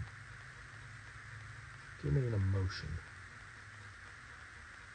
Worry. Okay, so we got, okay, since it's Abby's forum, we're going to do joy. Okay, so what are things that represent joy? So things that represent joy to me would be things like, smiles. This is that lateral thinking side of things. I don't know why, but balloons popped into my head. Presents. Success. What else represents joy? I'm going to say tears. And I start to just, again, I'm sort of sidestepping the word and doing all these other variations. Now, when I come back to this, I might look at these and go like, okay, are there any of these shapes that make me think of anything? So like, I could look at this and say like, oh, clearly, in fact, let me do this with the color instead. This here could be balloons of some sort. And so if I came in here and said like, what if this is balloons that are flying up in the air, and there's some sort of party, maybe there's a balloon here, and then, rather than it just being balloons that are there, what happens if I have that there's a kid that's floating up, or we have this really interesting sort of down shot, or looking nostrils, here's them looking up, chin, whatever it may be. could we play around with a composition that's like that? I might come into one of these other ones and say, okay, well, I have the same idea of balloons, and what happens if this here is a river that's flowing through a space, and this is a street that's going through there, and now instead this here is my balloon, and then I have a kid. So I'm taking the same idea, but what happens if this kid is holding onto this balloon here and they're way up in the sky, and then I have some adults down here looking up going like, oh no, our baby, they flew away. I come down to this one, and again, I'm just playing off the shapes that are there and sort of how to use them with some simple idea. So like, again, if I want to stay with that balloon element, could I do something wherein compositionally, let's see, what could I do with this one? Like, first thing I think of is like, what if this is actually the balloon? It's sideways now, but like, could I put a little basket here that has a really interesting, ropes that are coming up to an old-fashioned balloon? So my balloon would be like this, and compositionally I'm cutting it along that line. Could I have something where it's being blown sideways, and so there's lots of wind pushing this direction and sort of blowing it to the side? All of these can come from sort of just a couple simple words and pre-doing some compositions. And so one of the things that I always, for students that struggle with composition, is to go through and take your favorite artist, and you go and you say like, oh, well, let's say something like, because I just was thinking about the other day, the Scream, right? So we have that person there, although some people say it looks like a dog with ears. We have this Scream, right? Compositionally, what is that? That is a big circle here, a line here, a line here, some sort of triangle there. That could be something totally different if I do it in the right way. So I could come back and say, oh, is there a way to play around with that as a composition for that balloon idea? So let's say if I take these and then I have this, let's go grab a black marker real quick so I can draw on top so you can see it. Ooh, whoa, that's a thick marker. I don't know if I want that. That's a big old task. Let's do this one. Okay, so if I come in here and I say I have that big circle that's there, right? Obviously that could be a balloon, so I could very easily turn that person or that face into a balloon. That could be my balloon there. Then it becomes a question of what are these lines? What if these lines are things like people trying to shoot down that balloon with an arrow or something of the sort? And so that idea of like, I'm using that same composition or the same basic setup as the Scream painting. Is it just called the Scream? It is. As the basis for which I am making a new image. Is it copying that image? No, it's not. It's referencing the composition. But effectively, as long as I don't go put shoulders and hands up here and make it so someone's, again, screaming, well, then I'm far enough away. But that idea of like, there's no reason why you can't go back and say, what are some interesting colors or compositions or ideas that people have done before, and then rework them into a new variable. Here's, I say, before. This is what came before. And you mix it up, and now it's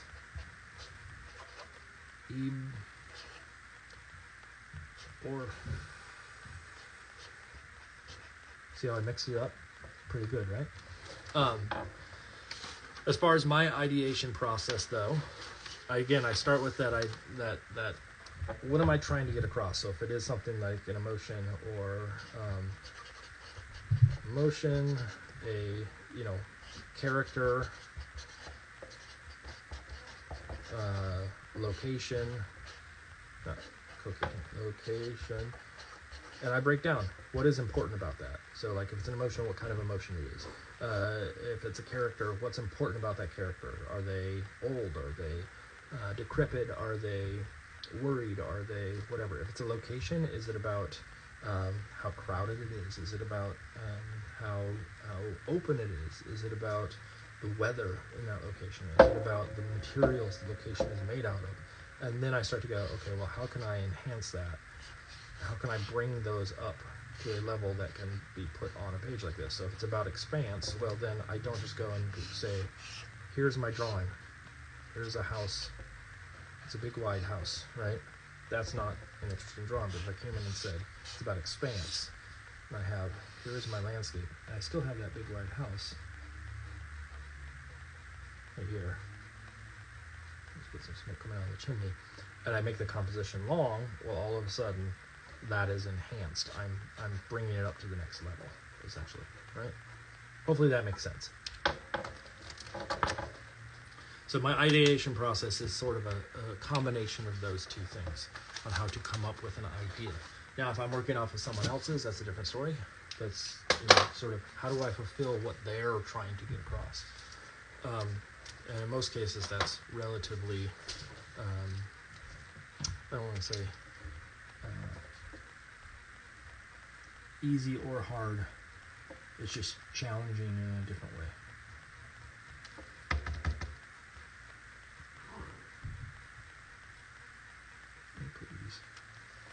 There's this little hot dogs farm sticking out of there. It's funny to have that little hot dog there to me. Yes, this is super helpful, or not helpful, insightful, thank you. No problem. That's why I get paid the big bucks, just to answer questions like that on a regular basis. Well, that doesn't show up. Let's see if I can get that to... It still doesn't show up. Let's see if I can get a mix of that so I can paint it instead. That's this. That's a little bit of this.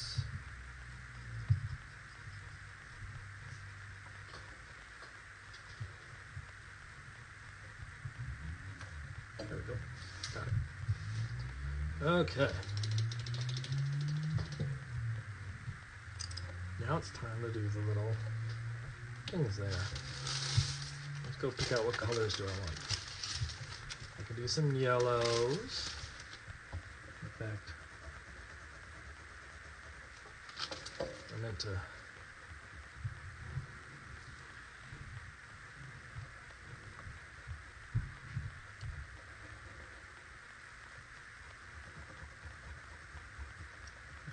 ooh, that's good. I like that.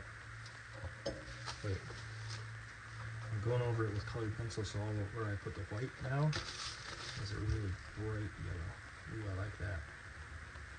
I like that. Who's on board?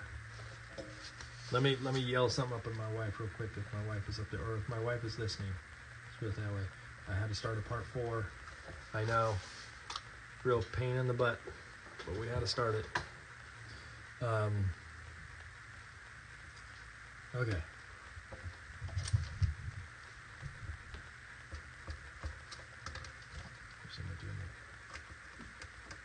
Squeak there. No one's the wiser. No one knows what happened.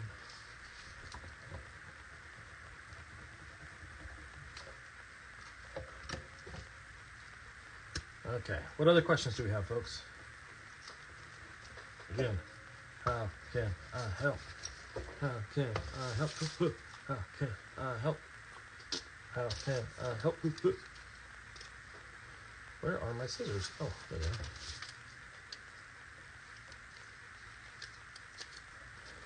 I'm going to do this and make little swatches of color.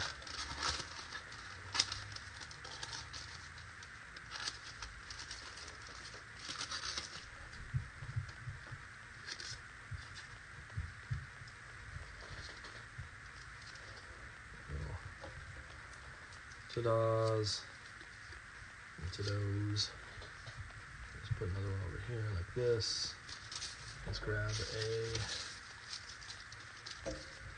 pinky colored one. That's not a great thing. Let's grab, hold on, let me see. So I'm gonna stand out. I don't know if that's gonna stand out or not. Maybe this.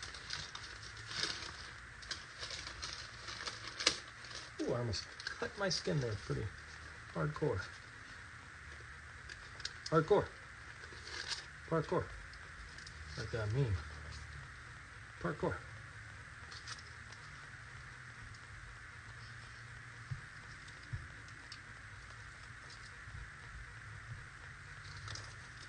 Let's see.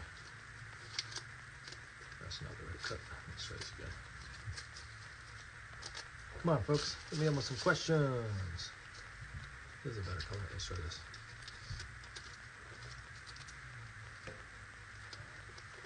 And then what I do is cut out an underwear shape. I need white.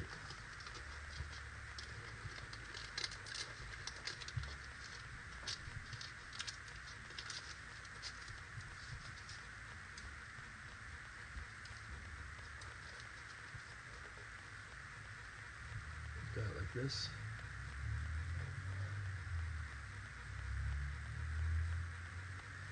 I gotta cut some of these down, they're too big. There's a question? Okay, Illustrator says, not to be doom and gloom, but you two were talking before that, right now at least, less books were being picked up. Can you expound on that? Expound on that, please. Yeah. Now, I could be wrong, but from what I have heard from various sources, the industry itself overbought too many books during the pandemic. I.e., well, not overbought. They bought a bunch of books and whatnot,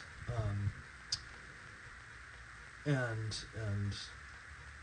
content prior to the pandemic hitting.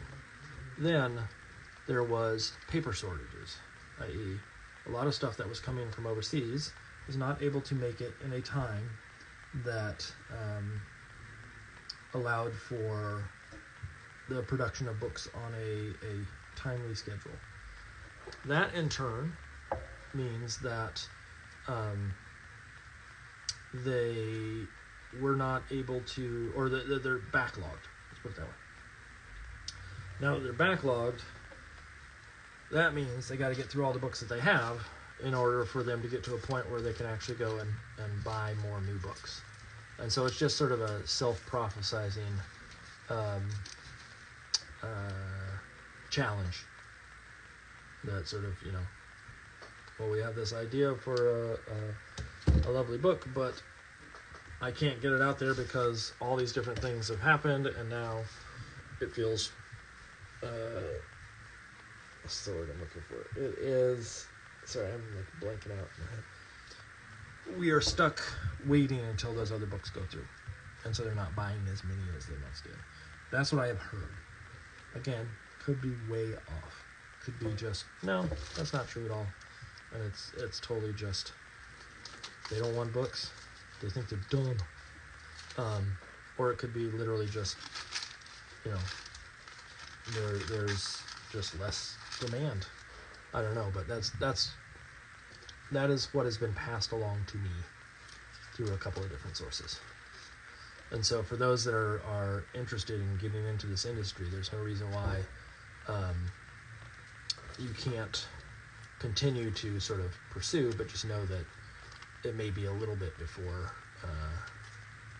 or a little bit longer than what originally was in your plans before all of a sudden you get a book to connect. I'm trying to figure out if this is the right move. Do you like this? The stretch with, I feel like the problem is the underwear is in the wrong spot. I want it over here, but it's too light in the background up here. I guess I could do it a different way. I could go and make a little, that's maybe the way to do it. Here, let me try this. I'm going to try something else. I'm going to keep these pieces. We're going to go over to the side here. Let's see what happens if I make a little band that goes across the top that is sort of a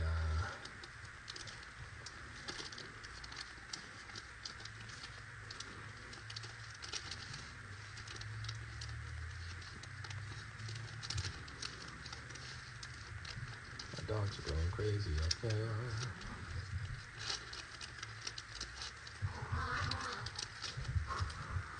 Can people hear my dogs?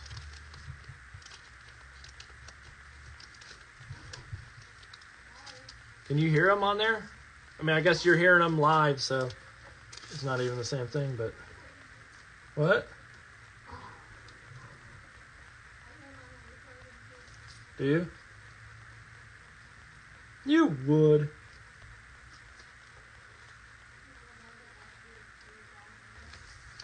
Yeah, that is my dog Mayo making all that noise. Okay, let's see.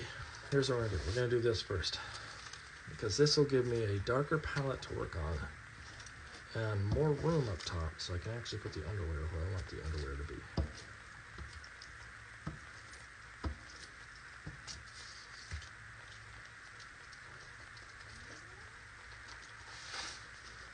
What?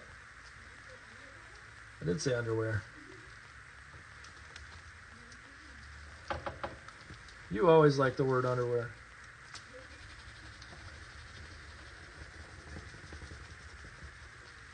Unless you can think of something else that's funnier than putting underwear. That he's doing the handkerchief thing, but underwear comes out. It's a classic bit, but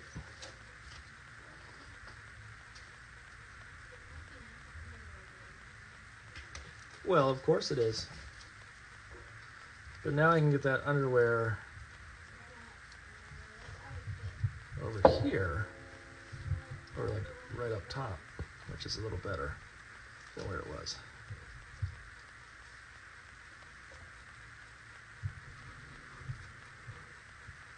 This is my little...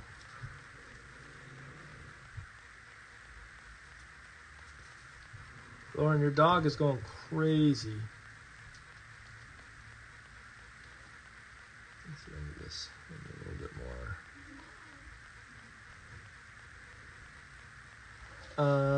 I'm sure you asked this before, but how do you determine the color scheme of the piece? I'm assuming that's what you're trying to get at. How do I determine what colors I'm going to use for something like this? That's a good question, and give me 1 second and I will answer it. So color choice is tricky. I have found that the colors that I use, well, okay, here, let me back it up. Colors are chosen not just because I like those colors, but sometimes they're chosen just because I need a balance of colors. So like my color palette for this piece, and I'll show you in just a second. Let me just get a bit of handkerchief here that's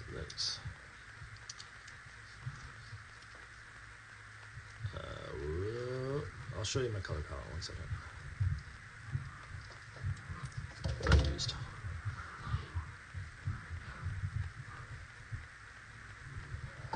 Okay, so my palette. I have, what is this? This is phthalo blue-green shade. I have brilliant purple. I have bright aqua green. I have medium magenta. I have fluorescent opera pink. I have yellow oxide. I have cadmium-free yellow light, and this is light pink. Those are the colors I'm basically using for a majority of this. The reason why I chose those colors is I knew I wanted to do a hot dog, so I needed something that would have a yellow. So I had this, and I had something that was going to be a purpley sort of pink color. And so I knew that this was sort of the basis for it. Then I needed something dark. And so I chose this. I didn't really use much of it, to be honest. I used more of this other dark purple to get me there. I needed essentially a red, a yellow, and a blue. And so this is, the combo of these right now is my red, yellow, blue. The purples are my accent color, or colors that I want to play around with. And then the rest of them are just little extras. I used a tiny little bit of this light pink. I used a little bit of this bright yellow in spots. But for the most part, that was my palette. And I said, I'm going to make something that feels hot dog-like. But in reality, would I eat a hot dog that's this color? No. Would I eat a bun that's that color? No. All of that is sort of to be challenged. Let's put it that way. And where I think about color is, I think color is not necessarily that it needs to be the perfect color. It needs to be accurate to the scene. I think color needs to be proportionate and needs to be relational. I don't know if that's the right word. Needs to be in alignment with other things in the scene. So if I'm coming in here and all of a sudden I put something like a green into this piece, well, it's going to throw everything off. And so if I needed to draw something that was green, I'm going to make something that is close to green but not actually green. So I might actually go and use something like this as my green in the piece versus going and taking a something that is green palette wise, like adding another color into the mix. One of the ways that let me see if I can draw this for you without, I just lost a bunch of those pieces. That stinks. I just moved this and I lost a bunch of my little snippets. Okay, I'll get them back. But if I come in here, let's do an example. How can I do this? So if I have a bright orange swatch, right? Like a bright orange swatch. And then I come in and I'm going to take this sort of purpley color. I put a little dot right in the center. I'm guessing most of you, this is probably the dot's too small. I'm guessing most of you can't really see that is this purpley color, if anything. It is this, it's a dark spot. As I make it bigger and bigger, you will start to see, that it has a distinct color, right? So it becomes a proportion issue. If I go and say, I'm gonna pick a lovely color combo. Here's some green. Everybody loves green, sort of pucey green. Let's add some other variables into it. Sure. There's some other green, right? You know what goes really well with green? Is hot pink. And again, just a little dot is not as jarring. As I start to add more to it and it becomes a block of pink, well, all of a sudden I get a relationship that changes, right? So I think it's about proportion, not necessarily what color you choose. And so when I look at a piece like this and I start to work on a piece like this, I don't get caught up as heavily in, is it the right color, as much as what colors are next to it? Is it the representative of the thing that it is? And so in this case, if it's supposed to feel like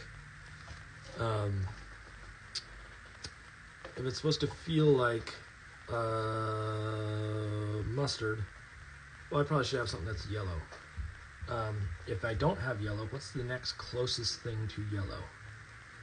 And slowly build out from there my colors. And when I add colors into the palette, again, it's built on a sort of system that I have, but really it's an RGB system, a red, yellow, blue system.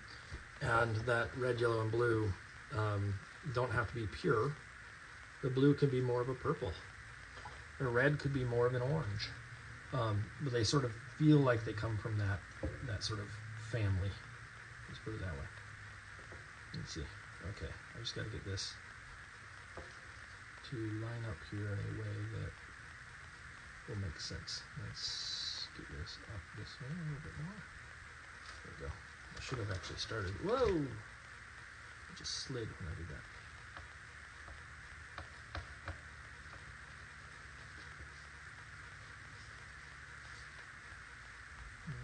Do I like that? It's probably a little bit. I like it more like this.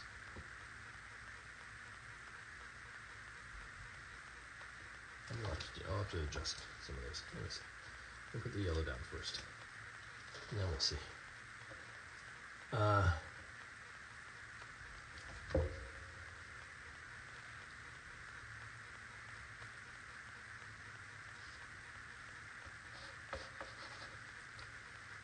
Lauren, Illustrated says he doesn't think underwear for this one, which may be true. Should there be some other joke besides underwear?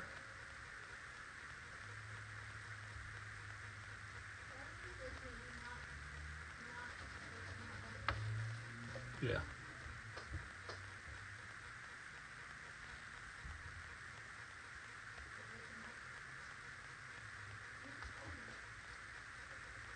I'm just trying to pick the right spot for some of these.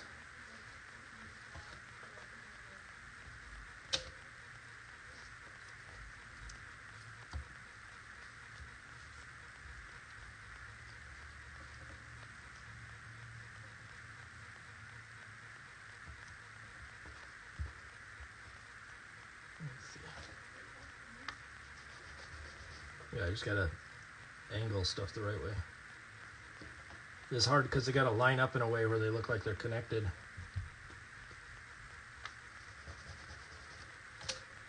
I gotta find the right color and right shape and whatnot in these sections.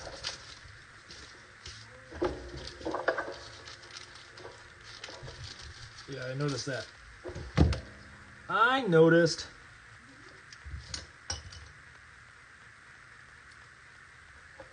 Problems, I blew half of them away that by moving something, and now I'm having to adjust. Do that one there. Is that one going to be noticeable? That one's not really noticeable. So let's see if we can find another color to put there. Okay, so let's get this stuck down. Sure. What?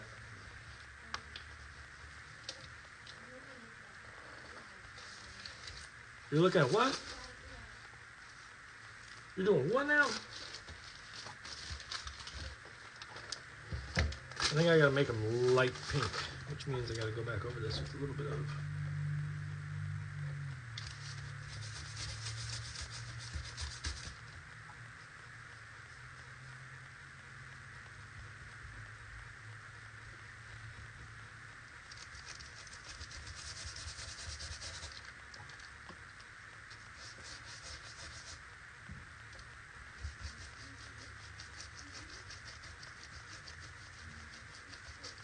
That's good. Okay, I'm gonna hair dryer this for 1 second.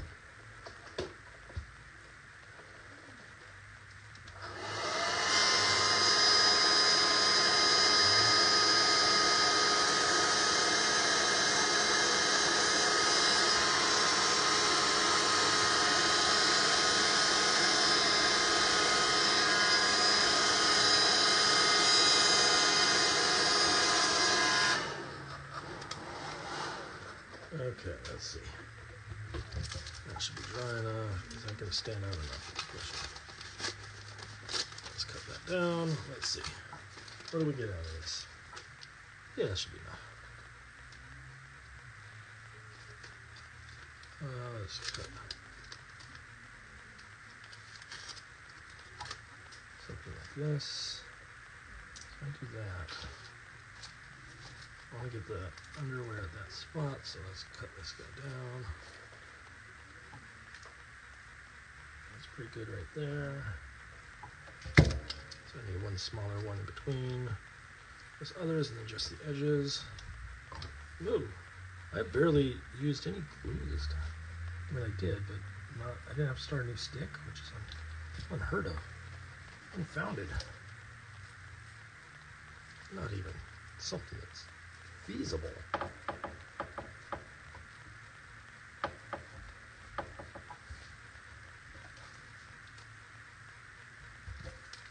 Okay, let's do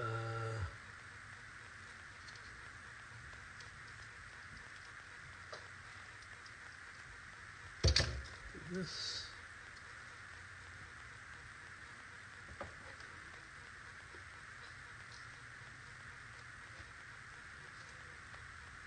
Getting there, everybody. Speaking of hot dogs, we got a couple of hot weenies up there. Is that what you just said? You got a couple of hot weenies up there?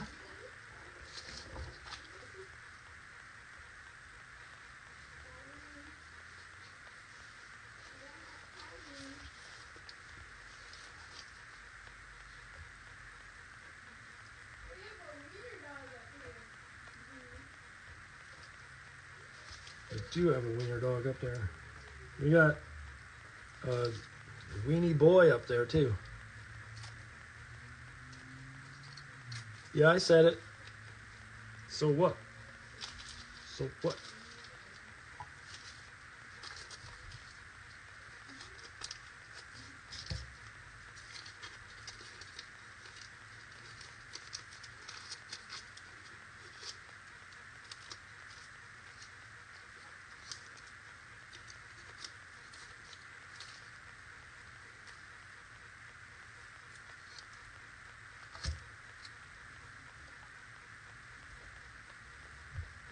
what I'm going to do. I'm going to stick this one down, and then I'm going to trim that purple one so it's not as big.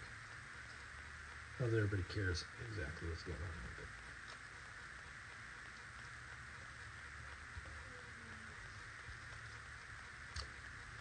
I'll trim this too.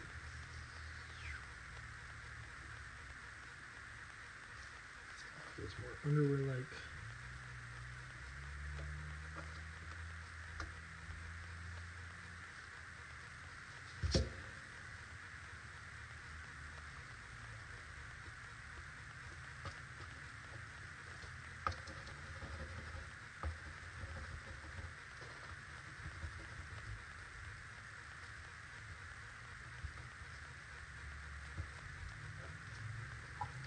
Trim that one too. Yeah, I'll get to the question in just a second. I'm just trying to get this. Is there a question from you? What's your favorite of your books that you wrote and your favorite that you only illustrated? Favorite book I wrote, there's only two choices. So the favorite book that I wrote is probably Dirt Cheap.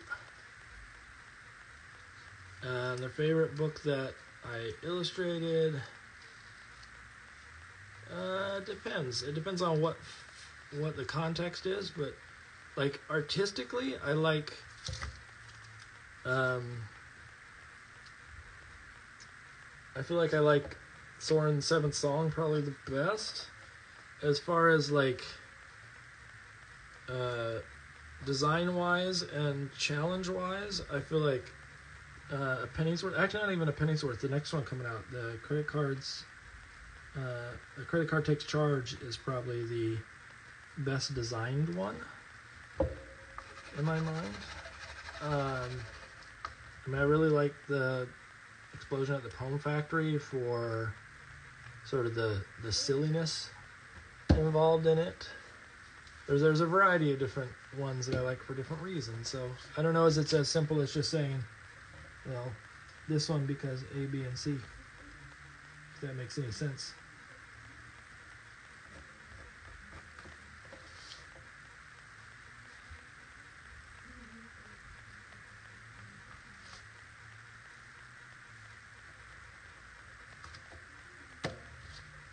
So that's your answer. I hope it was everything you wanted it to be.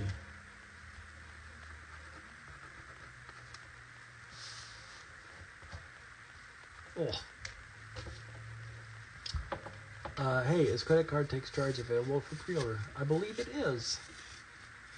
And does it come out on October... Is it October 1st? Interesting. I didn't realize it was coming out on October 1st. Right at the beginning of the month. Yeah, I didn't know that. I just do the work and then I say, buy it or don't. What do I care? That's what I'm like.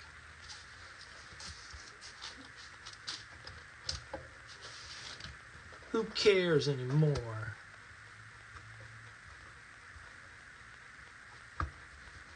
Okay, let's make this have a little bit of underwear lines.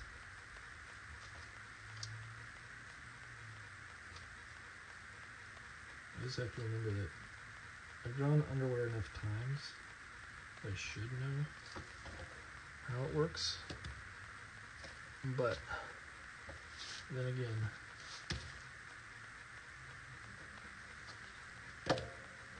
it's never quite perfect. Let's see, I want, let's do this one.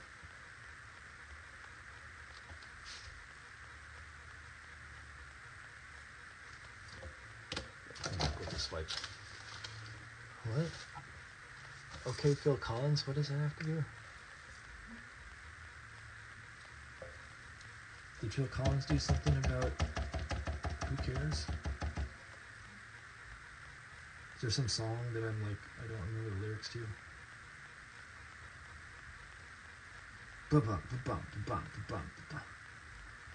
I could feel it howling in every night. Oh, Lord. Oh. carousel? I guess I don't know the carousel. I know the one with the weird creepy puppets.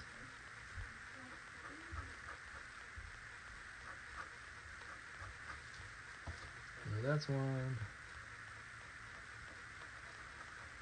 Ronald Reagan and Nancy Reagan as puppets. I know that one. Who doesn't know that one? More like it, right?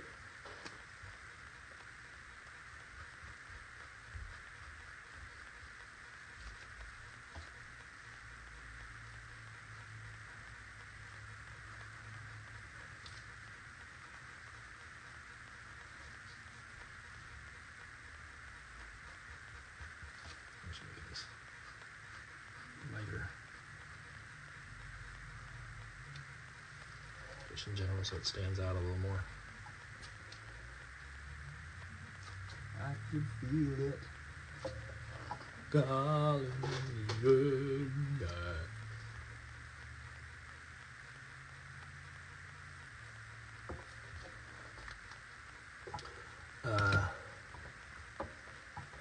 all right, I'm going to put one other thing there to balance it out.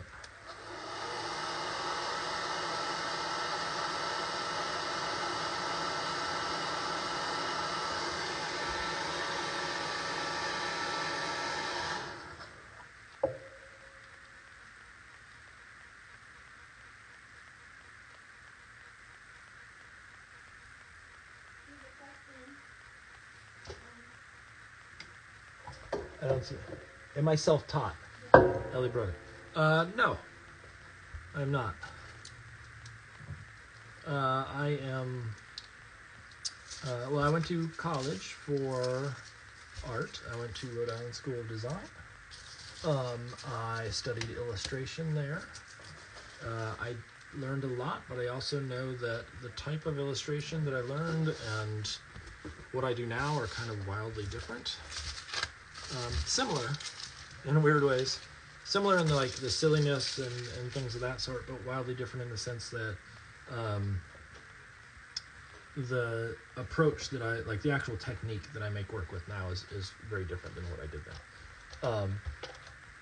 When I was in school, I did get into classes about picture book making and whatnot, but I didn't really think that was going to be the thing that I did when I got out. Now it is, and so there's some interesting challenges with that, of sort of my perception of what I was going to do and then what I actually do. The other thing I did is I went back to school, to grad school, primarily for the desire to teach, and I studied visual design there, which sort of entailed some graphic design stuff, some illustration, some painting, it was sort of a combo, but I put more time probably into graphic design for the first year, and the second year I was maybe a little bit more painting / illustration, and then I got out and I said I want to be an illustrator, and so I spent years doing editorial stuff and thinking that was where I was meant to be, and then eventually when I got done with that, when that was all wrapped up, I switched to wanting to be a Kidlit person when I got an offer to do some Kidlit work. And so it's been sort of a combination of those things. And so there is obviously I studied some Kidlit stuff when I was in school, but it's not the same type of Kidlit stuff that we're dealing with here. It was I did not get trained fully, let's put it that way. Would it be too much detail to put in some gray pencil on the undies to define it? Yeah, no, I'm gonna put in those. I gotta wait for it to dry. So I guess I could dry it with a hairdryer since I had it out a second ago.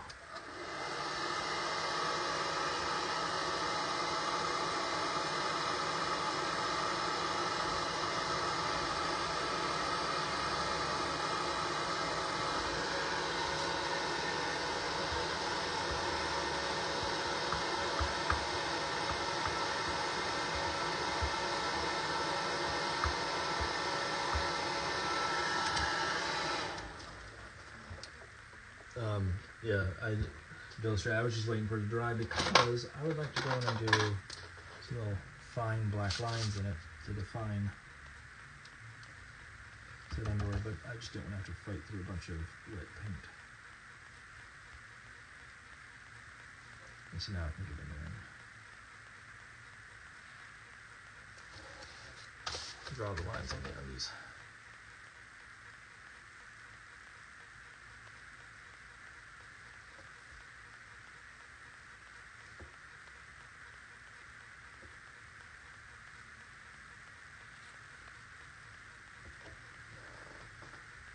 I'm not even sure that's exactly what the lines are supposed to be on it, but that's gotta be what it is.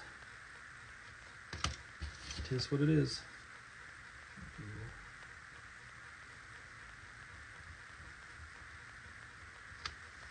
Reddish band around there. I'll come back in here and shade this.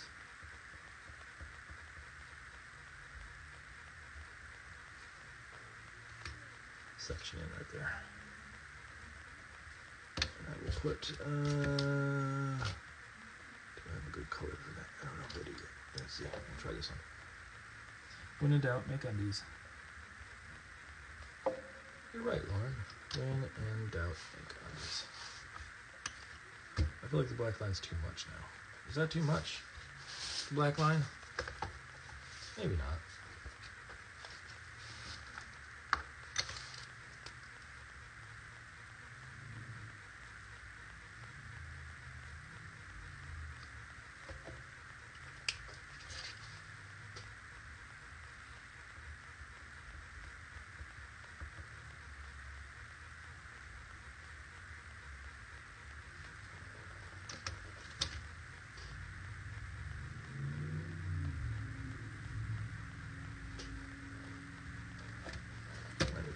This instead.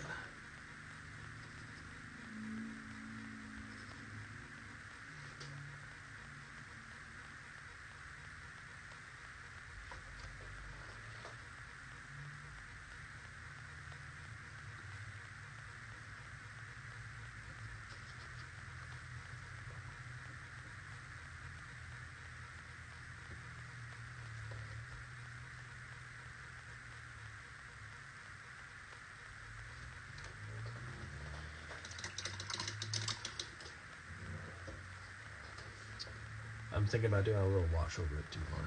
Just a little thin little wash of white on top to sort of tone that down if you touch. Because I do think it is a bit heavy-handed right now. I just don't have a light gray Posca marker. So, some little lines. I don't mind the lines, I just don't want to be so black.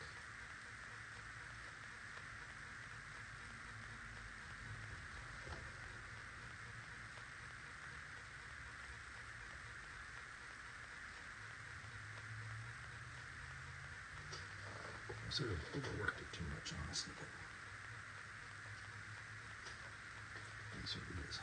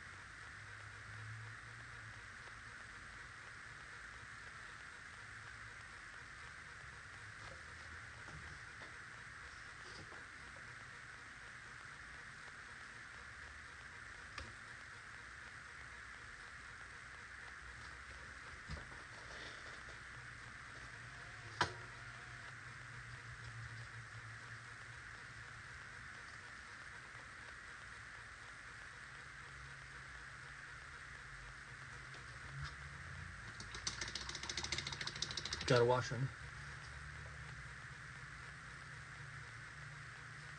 Yeah, I want to draw attention to it, but I want to make sure I'm careful about, like, I don't want it to be the first thing that you see. That's why I think some of this, like, slight toning down is probably beneficial.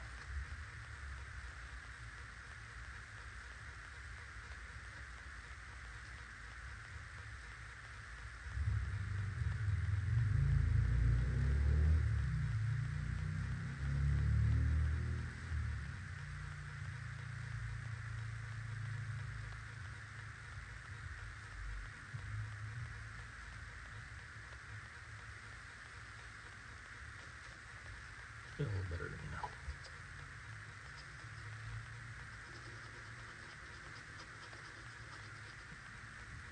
I'm going to do is I'm going to take this,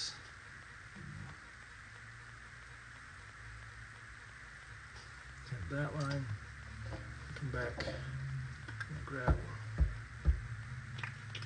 this bright pink here, turn it down so it's a bit more on that purple side, on that line, which is a little bit sharper than what I would get out of that colored pencil.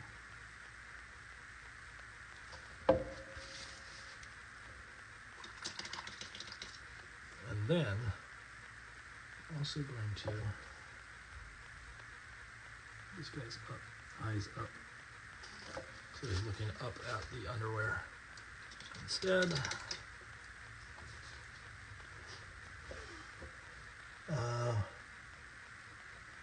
Hope you get that on the audio, guy honking and yelling at a stoplight. Oh, I hope I did too. Illustrator asks, what is your favorite part of being a kidlit creator? Give me 1 second while I draw this.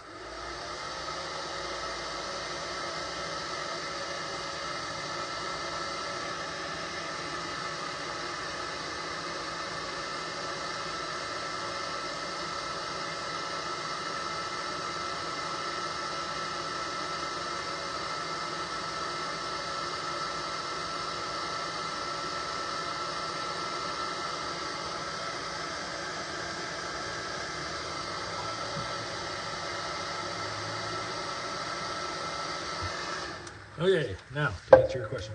I think my favorite part is that I get to just do dumb stuff all the time. I get to, I don't know, just be silly on a regular basis of some sort. I feel like that's a good portion of it. Like, I would not want a job where I had to, or where I had to be serious at all times. And so having a job where I get to be sort of like goofy and, you know, I can draw a hot dog doing a magic trick. Like, what other career? Like, this is something I could use in a portfolio if I needed to. I don't know if I would use this 100% in a portfolio, but I could if I wanted to. And what other career do you get to do that? Do this and then, like, turn around and go like, yep, that's my job. And so Kidlit in particular allows, I feel like, a sillier sensibility to show up. Okay, I need one other little answer. I need to put something right here. Something light. That could be white if need be. And I'm trying to think of what it should be. It could be another flower. That's just a little flower that's like midair. That sticks out the edge or something of the sort. But I feel like it probably needs to be something else.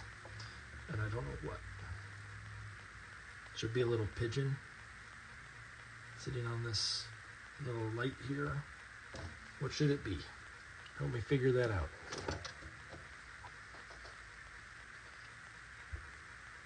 What should it be? What should it be? A little dove.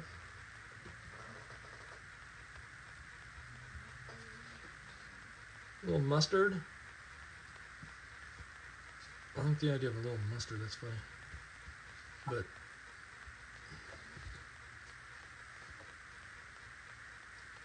it did a mustard.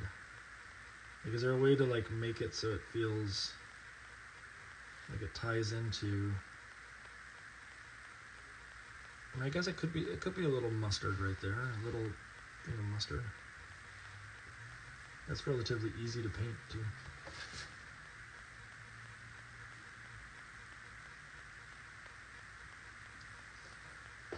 I'm just gonna clean up this outside here so it's a little bit more consistent. I don't mind that it has some texture. I don't mind it has some color to this one.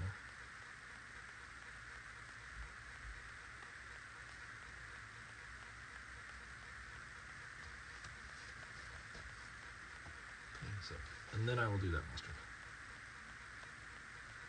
Little bottle of mustard.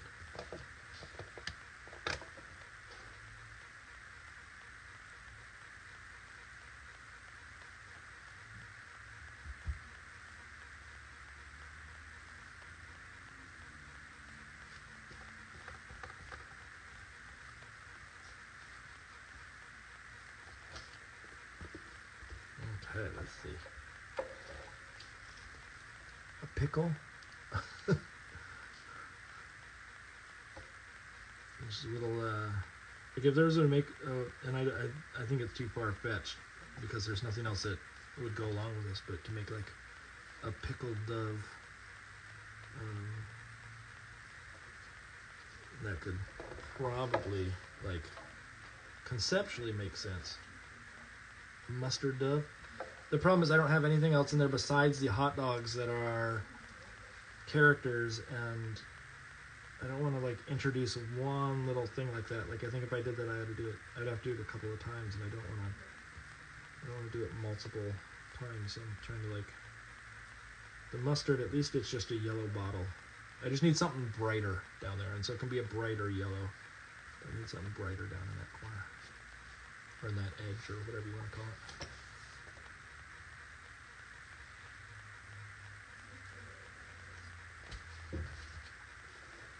What'd you say? Yeah.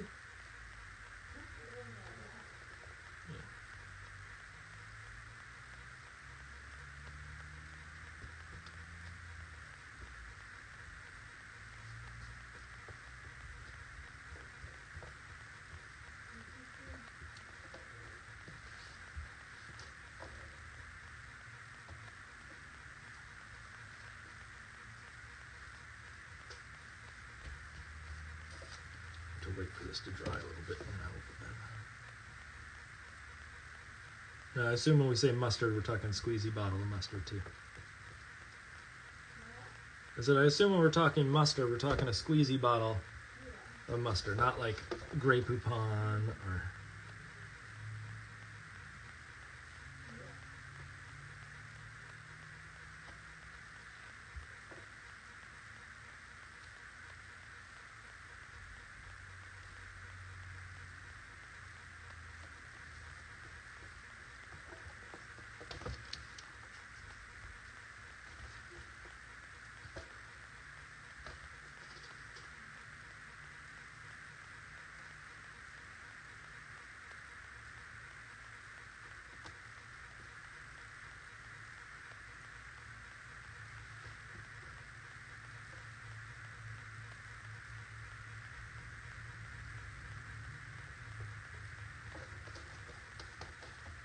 To paint this stuff, dry it, and then press down all the wrinkles. And you put down paint on top of tissue paper, it all wrinkles on you. That's annoying.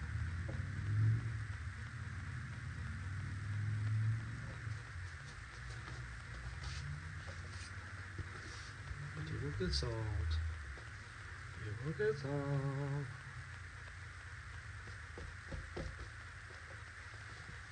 Let's see. I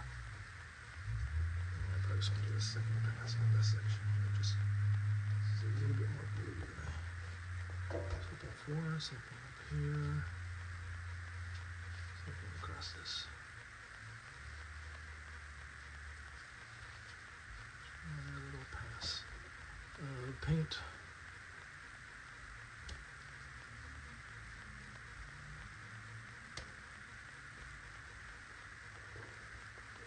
sections.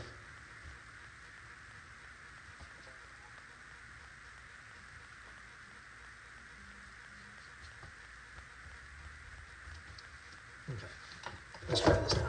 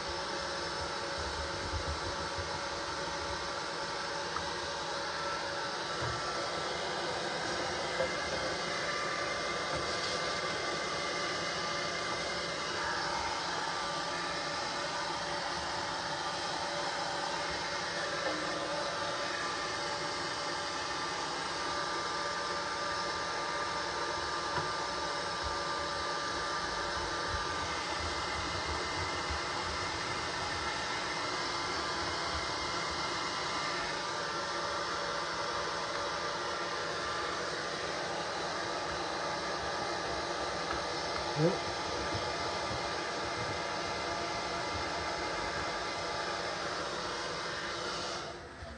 Had to fix a few little things along the way, but that's easy enough. I just have some spots that need a little touch up. Because when I did that, a couple areas, the paint came off.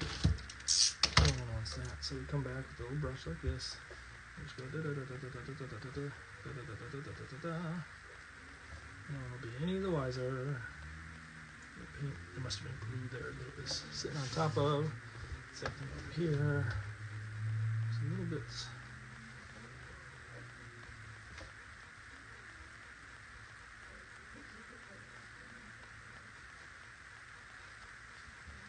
It just came up. There we go.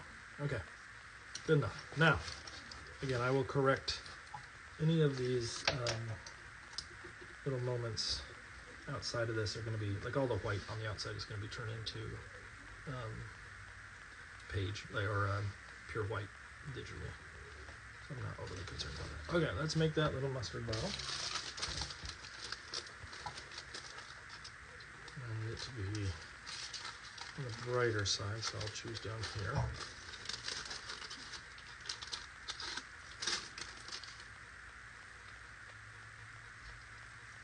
Let's cut in.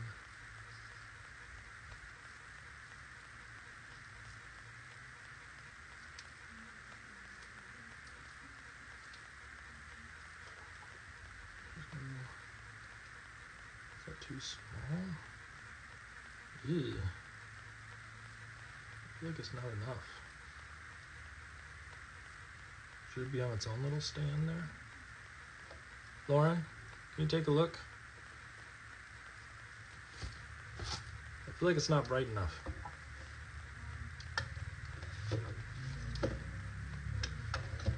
What?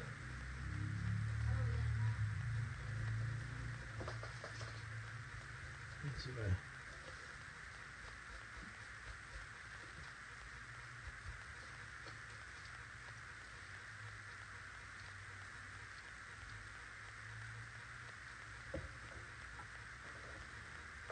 that could probably work right there.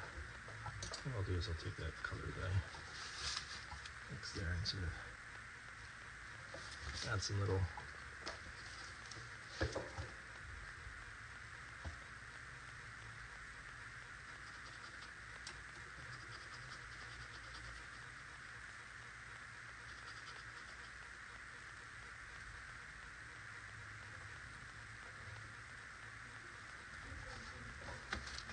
What?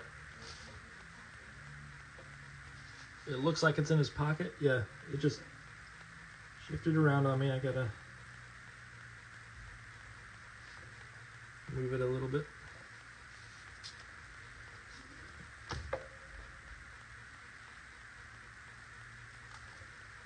Okay.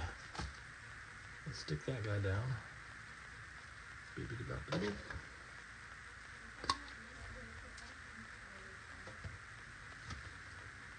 Hot dog's new job. Hot dog's new job.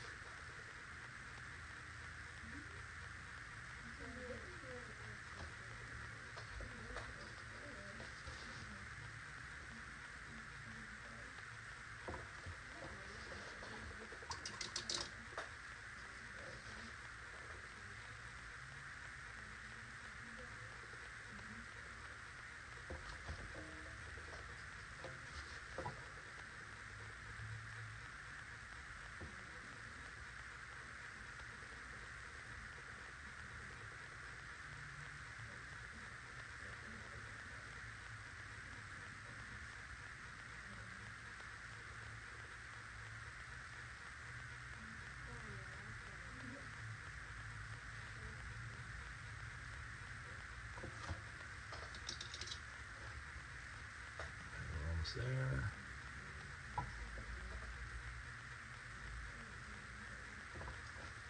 Hole on top. I'll probably make it say mustard.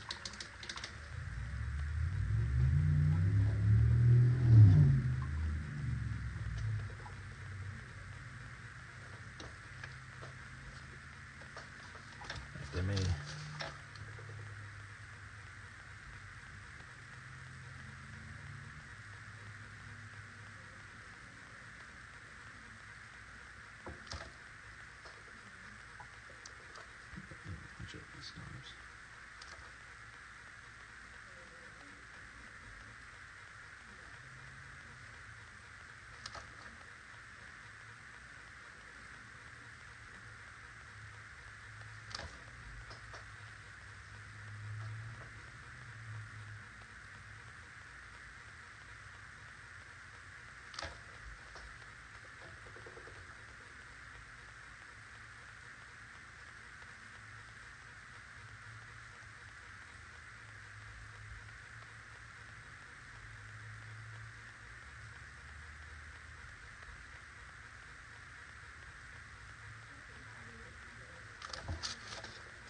What? Alright. I'm gonna make them a little darker then.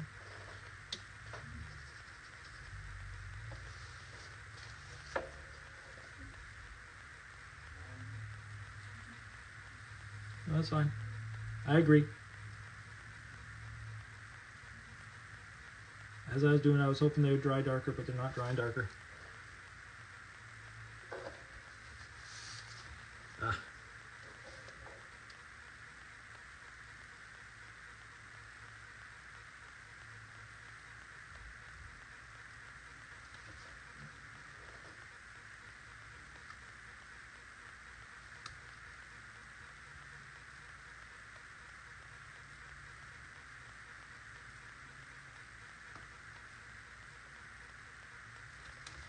Might actually do a little flipperoo and make that side of that brighter yellow then. Flipperoo.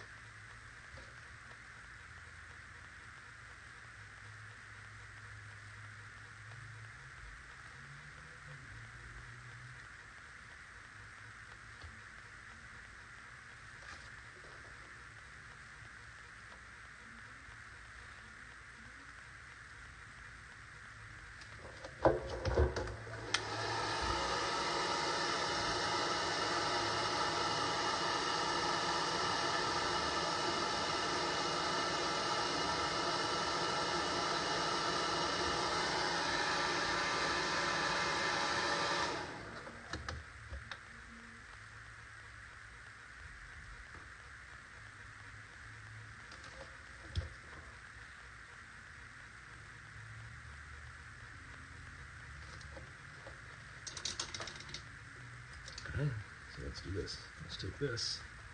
Now,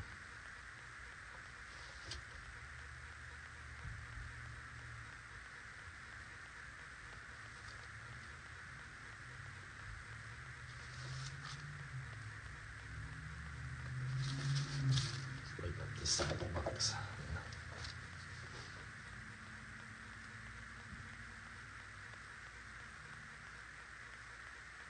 It's not all mustardy color. There we go.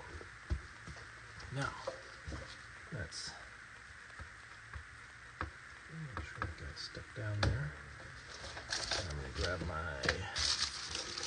little white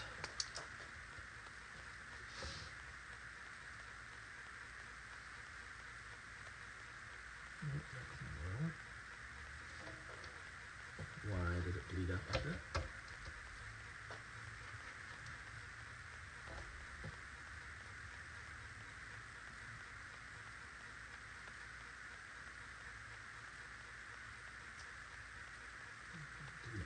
Okay.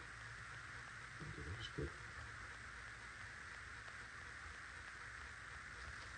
a highlight on the bottle there. Let's give it a little shadow.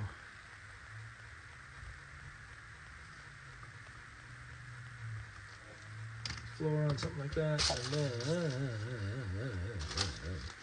I want something like this.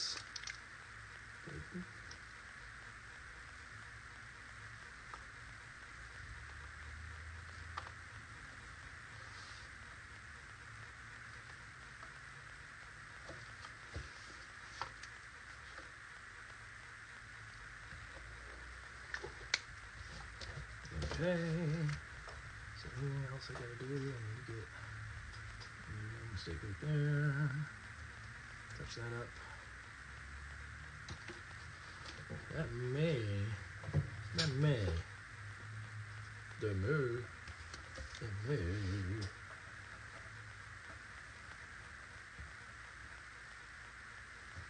be it.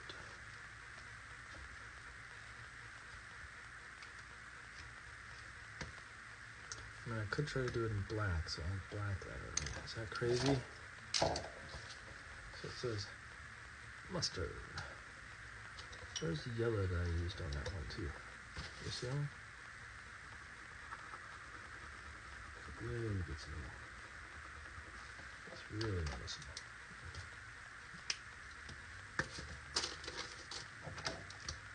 Ta-da! Correct, illustrator. Ta-da!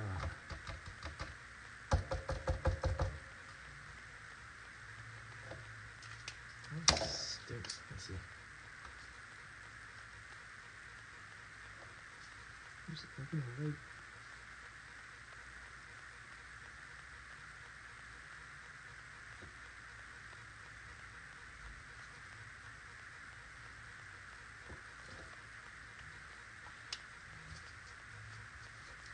Maybe I gotta do it with this guy, which is even more finite to control and see. I don't think anybody's gonna see it. Oh, maybe it's not worth the hassle. No one's gonna see it. Just make the bottle shiny. And leave it at that. And maybe I'll put a little hint of color back up against this wall so it stands out a little bit more. And where was that other color that I used? Oh, it's this one.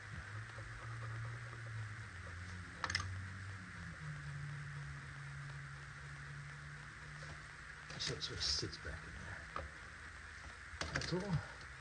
And then I want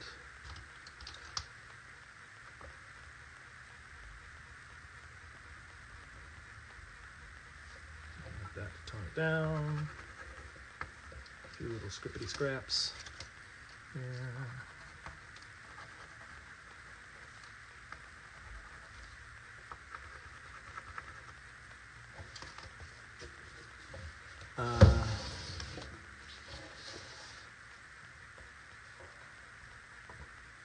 I don't know. I see that there is a conversation going on about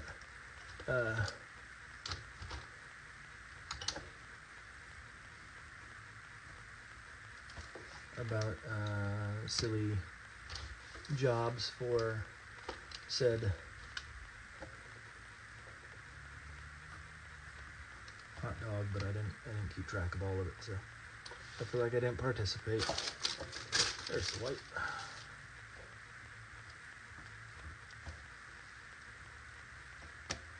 Let's Get in there.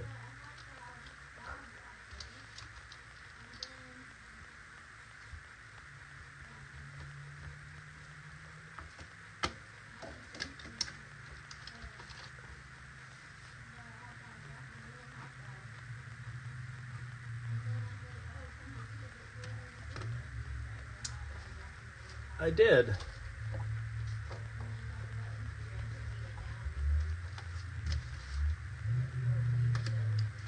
Oh, that's right. I forgot. That's why they took it down. That's lame.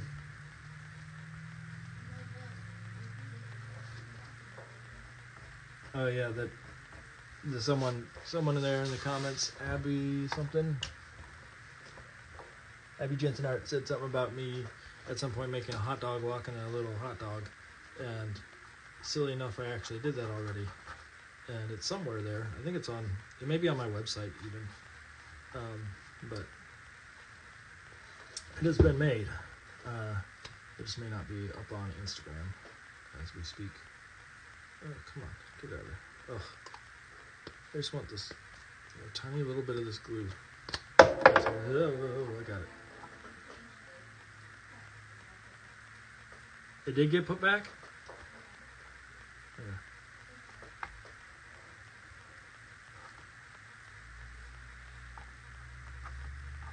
Instagram didn't like it that I put the words Wienerville, which is actually the name of a show, too.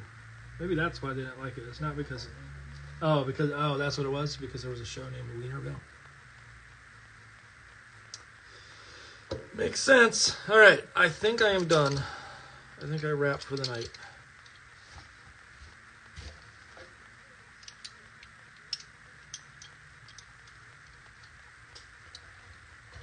Put these in the spots that I want them. That doesn't go there, that one goes there. And I put all the colors where they go. Most people don't care about where my colors go. They go in specific containers. These are my fluorescents in that one. I got my Posca markers. I'm just going to get this cleaned up so people can look at it. And then I will wrap. Rip, rap, rippity-doo.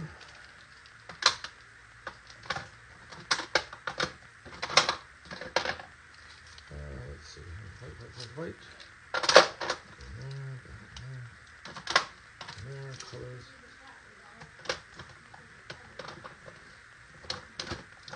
I can do that.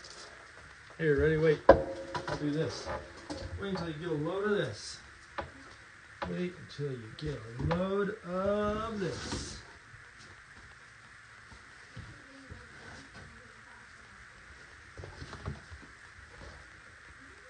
Oh, I don't know if I can do that.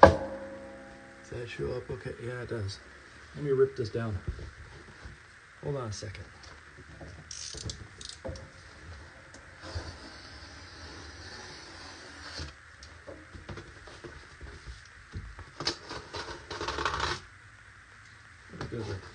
Slice that instead of just hacked at it. Hold on one second. We're getting there, people.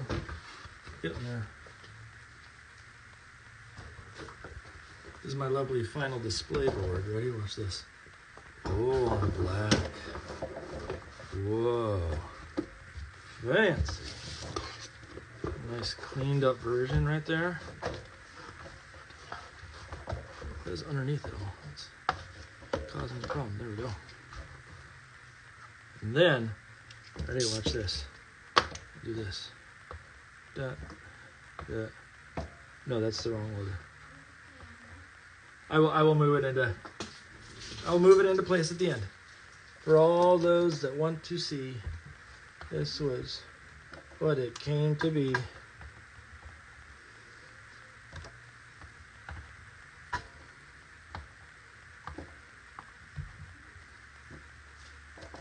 These weren't really used.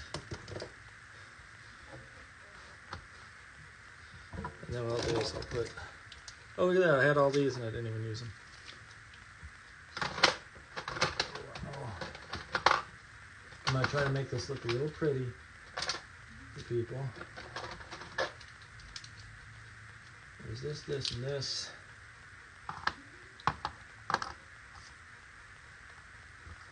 And I'll get some of the other colors that I I use for my colored pencils.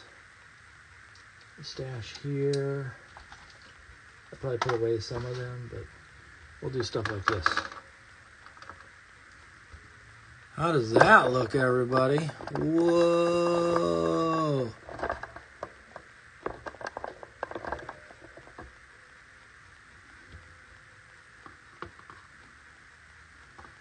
We'll do this like this. One of these over here like so. And I'll zoom out just a little bit more. Whoa, it looks so cool. Right?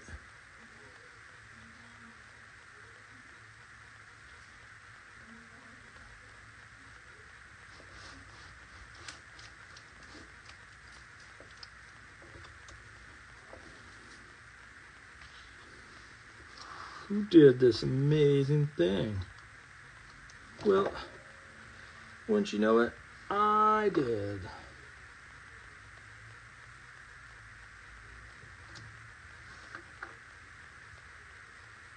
How's that? Look good?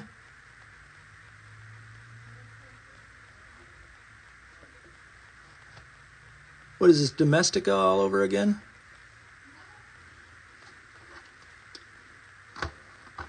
People probably don't know what that means, but Domestica is very critical about making sure that things were lined up and they were perfectly even.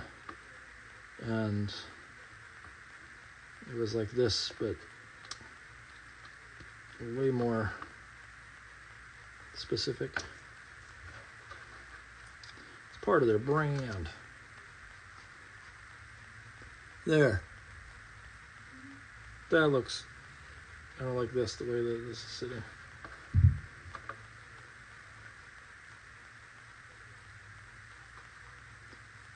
There we go. That's it for the evening, everybody. You all have a wonderful night. I'll see you next week. We have Maria Deck on. I think that's how I say it. D-E-K. Maria Deck. Y'all have a lovely evening. I will see you next week. Bye.